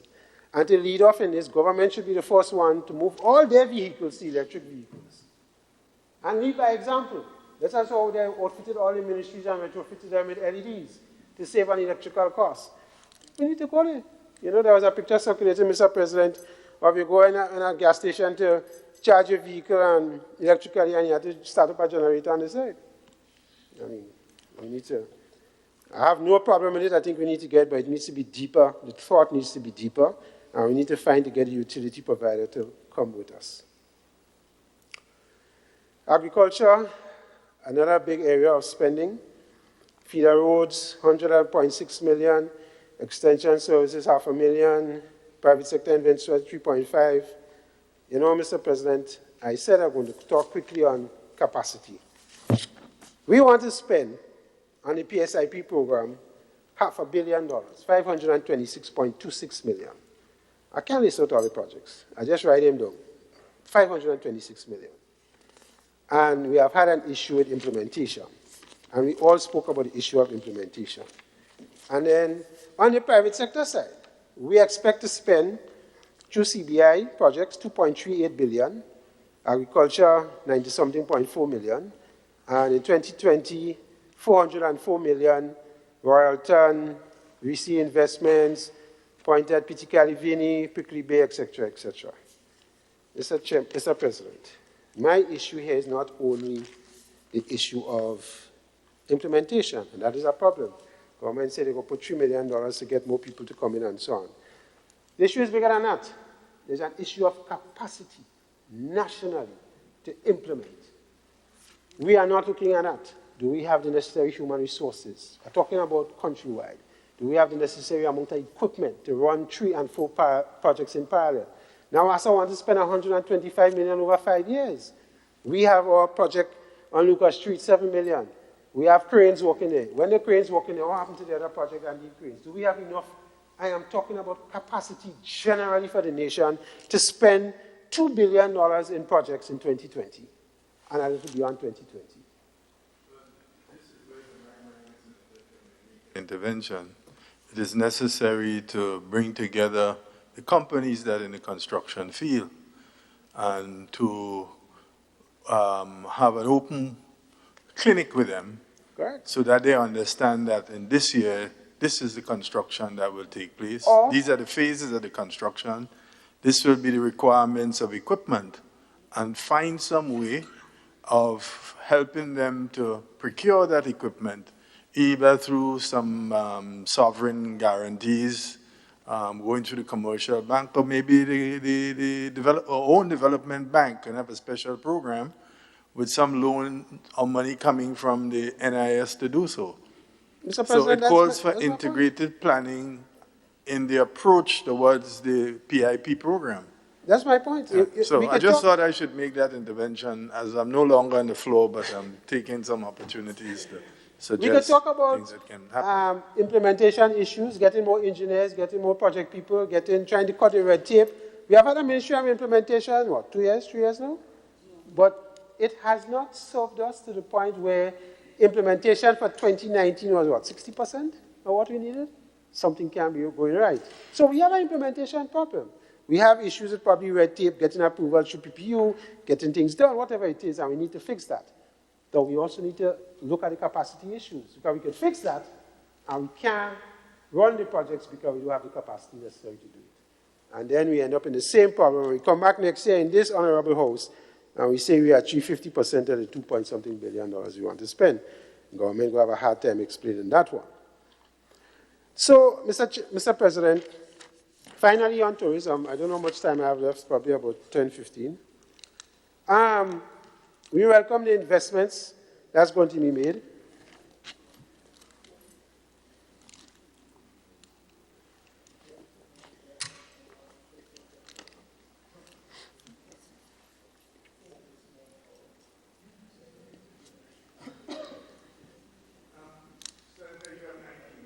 I have a lot of time. I won't use the whole 19 minutes.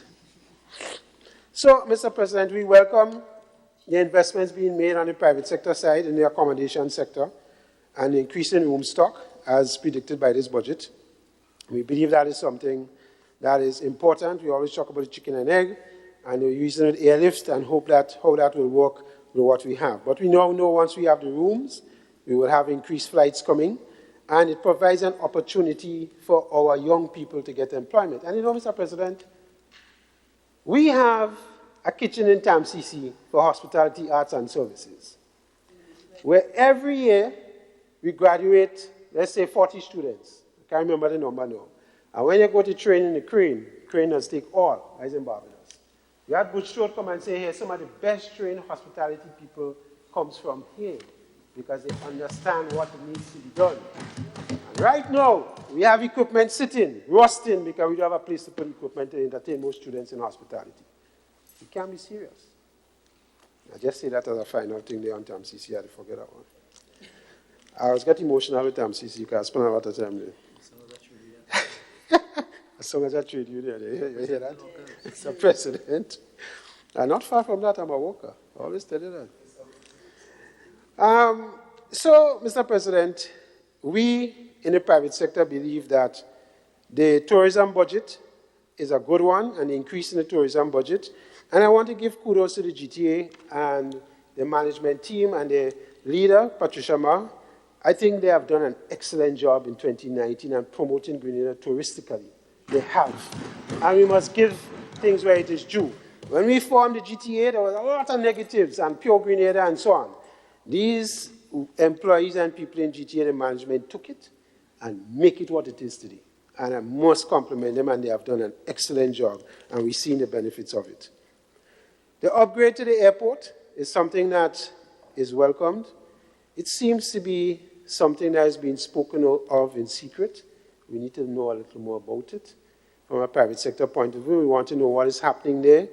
We hear financing is coming from China through a bank in China. We're not sure.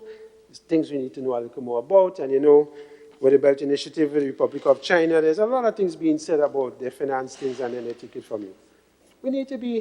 Public needs to be educated on what is happening there and whether we're going to lose our Maurice Bishop International Airport if we can't pay the loan.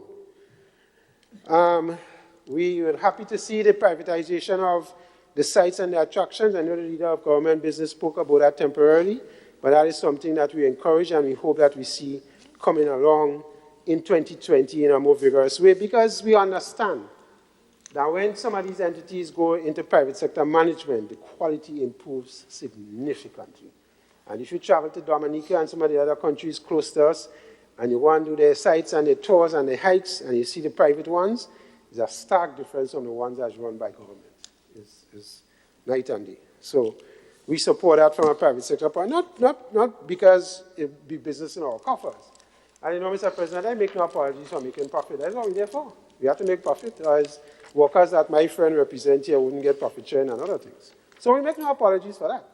But at the end of the day, the private sector is pleased with this budget from the point of view, Mr. President, that it offers us predictability, it offers us security from the point of view that government continues to pay its bills on time, and it provides a level of confidence for us that we welcome, because with confidence comes more investment. And, you know, Mr. President, there have a lot of talk going around about Al Jazeera and this thing and so on, and the CBI program. And the Al Jazeera thing about passports to diplomats, well, it's not a CBI issue. CBI don't issue diplomatic passports. That's an issue for foreign affairs to deal with, and what is happening there. But I want to say on the CBI side that we have to understand CBI from a certain context. Countries like ours, small countries like ours, when we get into programs where these other big countries who have these same programs, and they see investments moving to us, they start to get worried. And they start saying that our program can be good, and you see a concerted effort. This is not the first time we have a video coming out on Antigua, Dominica, and to some extent Grenada. They want to tarnish the program. I know what a way to say that. And the reason is because they see investments coming our side. The history is there. Banana, they took it away from us.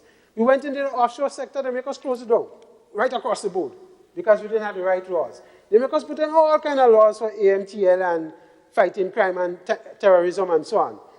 You could walk into a bank in Miami and open an account in half an hour or hour. You could do that in any bank in Grenada, taking your days, because we have so much laws. And yet still, they threaten us that if we don't put them in, we lose all we corresponding bank relationships. Come on. Why do you think ECCB going to the digital dollar Caribbean? We have to find out where on it. We could do business-to-business transfers without using our corresponding bank. Put them on the side. That's the way. And we have to continue holding the line. Grenada has an excellent CBI program. It is not perfect. It is not perfect, and it will never be perfect. We will always have little issues, and we have to understand that. But what does CBI do for us? And investments. We have an NTF, National Transformation Fund. We say we're going to put aside part of that for contingency in case we have a natural disaster. We have money on our own we could use. And we also say we're going to take some to deal with that. I can't see what's wrong with that. And then part of the CBI program say, if you have a project that you like, come and invest in the project. We have 5 running in Grenada now. If you want to be Point of Iticalivini and so on and so forth. What is wrong with that? There's nothing wrong with that. And when we talk about CBI from only the point of view of selling passports, it is a small part of the program. And we need to talk about it in the bigger sense. And we also need to understand it from the point of view that we'll try and kill it and say the worst things about it because we're getting investments and money is moving this side of the world. And not, Mr. President, the biggest money laundering in the world takes place in New York. Because that's where the billions are. People have to launder money is there. We can't launder no money here. Man, run $1 billion through bank my boss. Too much money for us. Now we must see it. Can't do it. So we have to be realistic and understand the context from where these videos and all this nonsense on social media come from. And we need to be conscious as a Grenadian people and understand what these programs can bring for us, and also understand it would not be perfect. We would have little bumps along the road. Is how we deal with it. That is important. To conclude, Mr. President, I want to thank my creator for having me here, although not in the best of health today. But, you know, this Senate is one of the places I love. I'm not sure how long I will be here, but I love being in the Senate and interacting with my colleagues on the other side and on this side. I think, you know, Mr. President, I went across on that side earlier this morning and said, I want to see your views from that side to this side. And they said they're going to keep me, but I tell them, no, I want to see it. But I also want to pay homage to my private sector for giving me the opportunity being here again, one more time, to speak about the opportunities for us as a private sector. You know, in this budget presentation, we had asked for reduction in taxes again. As we normally do, Mr. President, that's what we're about. We didn't get it. We ain't vexed. We got last year. We can't get every time we ask, so we ain't vexed. We look forward for the next year. But we appreciate the fact that we have stability and we have predictability, as I said before. So we go to that. And with investment comes opportunity as well. Without my family, Mr. President, I must pay homage to my wife and my kids. They provide me with the stability that is needed to do all the many things that I am involved in. So without their support, sometimes I can't do what I do. And you know, Mr. President, with every individual comes a little base. And in my case, I have a little base that I operate from on Lucas Street. A certain leader of government business joins me there occasionally for a drink, because that is where we interact with the ordinary person and get views and understand the plight sometimes. And when we talk about inflation, when you hang out in a little shop, you know what exactly goes on with the price of stuff and how people feel. So it's a good place. I hang out here on Lucas Street all the time. And I must say that it provides an environment for relaxation. And if you want to visit, it's called the Midget Heights on Lucas Street. Mr. President, you can come there. We're happy to have you. Come. Yes, I know you will pass me there regularly. And of course, Mr. President, I want to wish every one of my colleagues in the House a Christmas filled with God's blessings and your wishes and a prosperous New Year, those of us who celebrate Christmas. And, you know, Mr. President, I still believe, and I am of the firm belief, that I live in the best place in the world, Greens, Grenada. Thank you, Mr. President. Thank you, Senator Diallo. Always enlightening and thorough. Members, well, it was a long day, but it was also a thrilling day. It was one rich with the exchange of information. There were objective criticisms on both sides of the House. In fact, on the way to lunch, I did whisper to my trade union colleague that this was the best that I heard him. And I was serious about that. I thought today's session really was a good session. Tomorrow we are in the wind-down phase of things, and we begin at 9 o'clock in the morning. It's a bit too early for me to wish you the best of sentiments in the season. I don't anticipate that my expiry date is nigh, but these things, we do all have one, some way or next. But I think, Senators, all in all, I think today was a really good day. And when we began yesterday, I can see that the graph is moving upwards. It has not stayed flat. The graph has moved upwards, upwards, upwards. And we wait tomorrow to see the rebuttal and then to deal with the bills. I want to wish everyone, including the police officers, you have an advocate in here on your behalf since I've retired from the job. I advocate not openly, but in a different way. I want to thank you for being with us. And thank you for your services to Grenada overall. And of course, the clerk and the staff in the parliament also want to thank you. So, colleagues, fellow senators, honorable members, I now bring today's sitting of the third session, second day, to a close. This House now stands adjourned until tomorrow at 9 o'clock.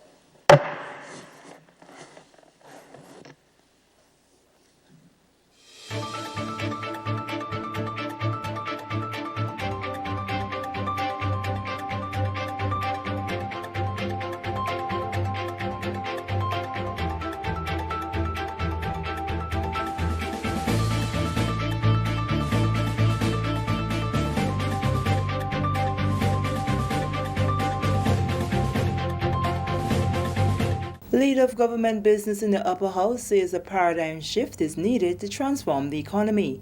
Details of this story and more in the National Report.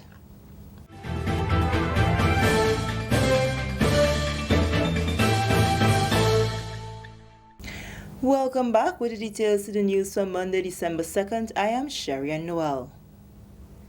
There is a need for a paradigm shift if Grenada is to successfully transform its economy and remain on the path of positive growth. Minister for Climate Resilience and the Environment, Senator the Honorable Simon Steele, during his contribution to the 2020 $1 billion budget, said a new development paradigm shift is required for transformation to occur. The 2020 budget focused on empowering communities, growing the economy, protecting the environment, and strengthening institutions. Senator Steele said an overhaul must be done within communities, institutions, and the mindset of individuals if the 2035 sustainable goals are to be achieved. From focusing on our limitations to embracing the many opportunities and possibilities that are being presented. And from finding reasons not to do to problem solving and taking meaningful action. How to turn those threats and challenges into opportunities.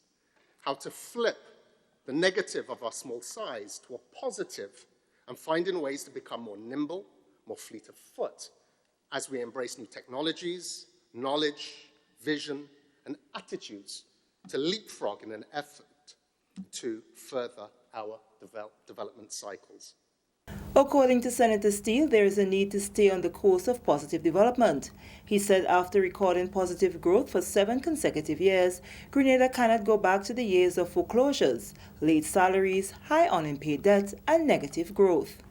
Let us not forget, Mr. President, an economy back then in free fall with years of negative growth, record high unemployment, business and investor confidence at an all-time low, record high business closures, home mortgage foreclosures, a government unable to manage its finances, spending more than it earned, a government unable to pay its bills, a government unable to pay the salaries of public officers, and a government selling assets to pay salaries.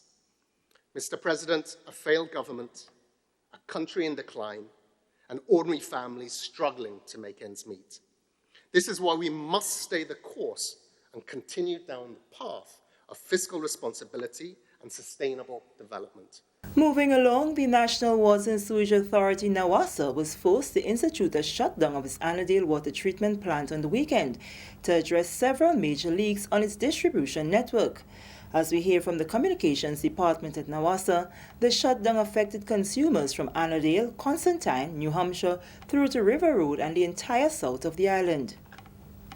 Crews worked throughout the night on Friday and into the weekend to repair 9 broken mains, ranging from 4 to 12 inches in various areas along the Annandale distribution network. Head of the Transmission and Distribution Department, Mr. Ernest Bruno, while apologizing to the affected consumers, explained what can be referred to as an anomaly. On behalf of NAWASA, I wish to express our sincere apology to the residents of the Tongue of St. George and throughout the parish of St. George's, to the persons affected over the weekend who are supplied by the Annandale water system.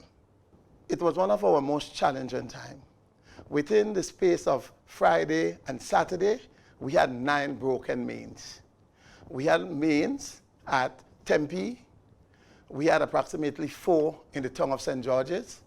We had 1 at Belmont and 2 along the Mungay-Bolio Road.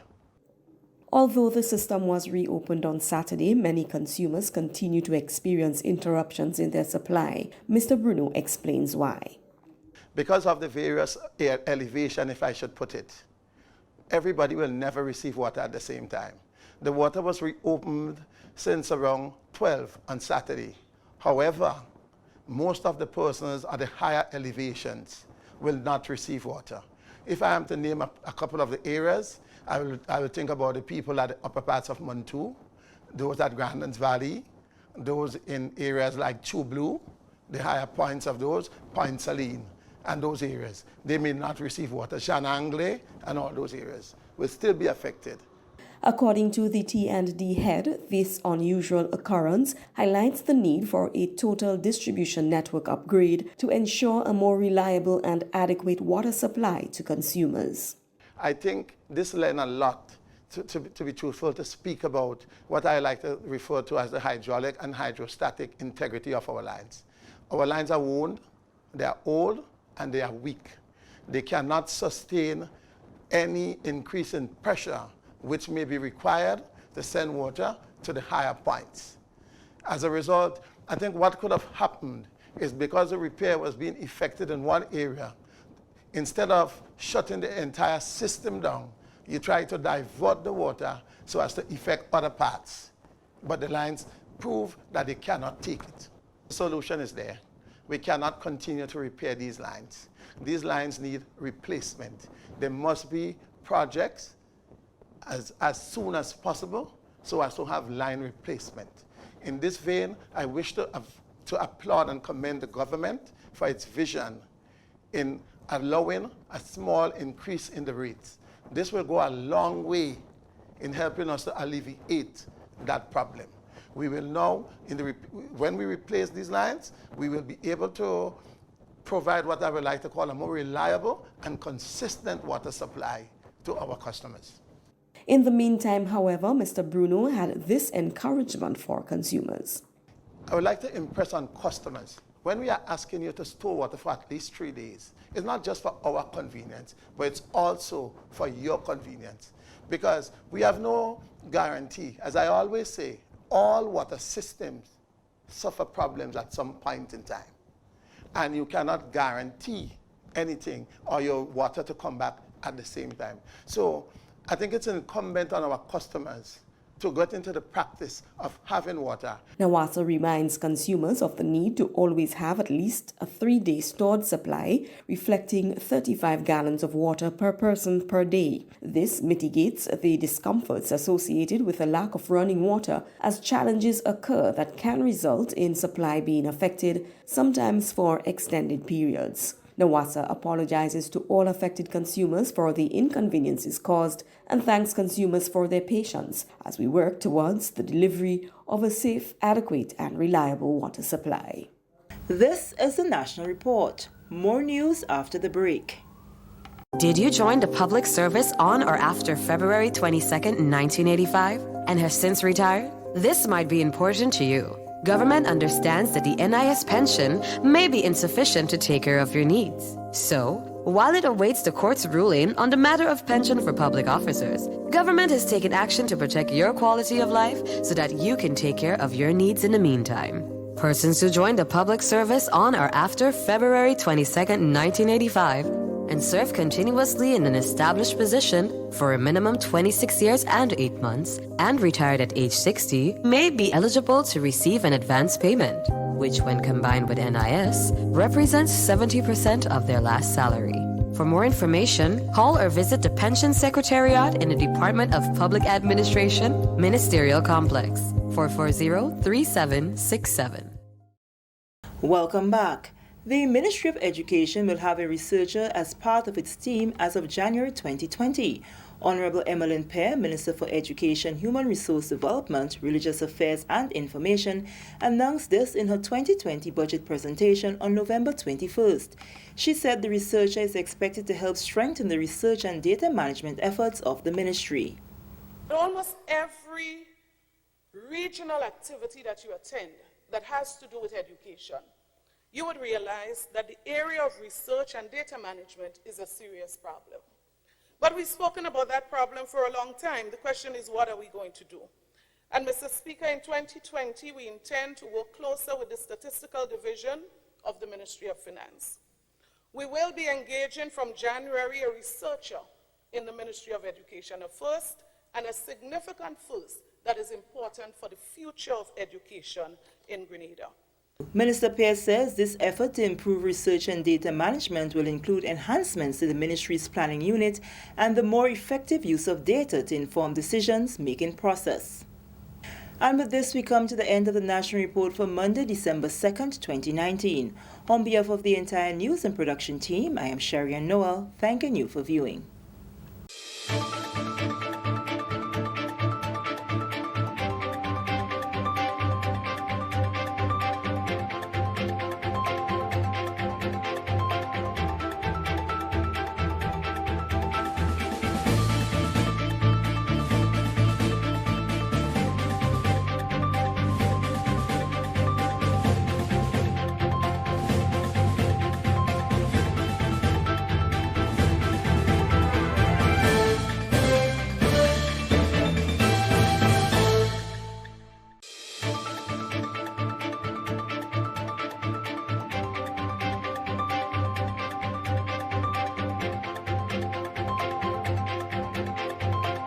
Stay up to date with all that's happening with the new National Party, NNP. Send us a message via text or WhatsApp on 405-8683 with your name, email, and constituency. Stay in the know with NNP. Get updated.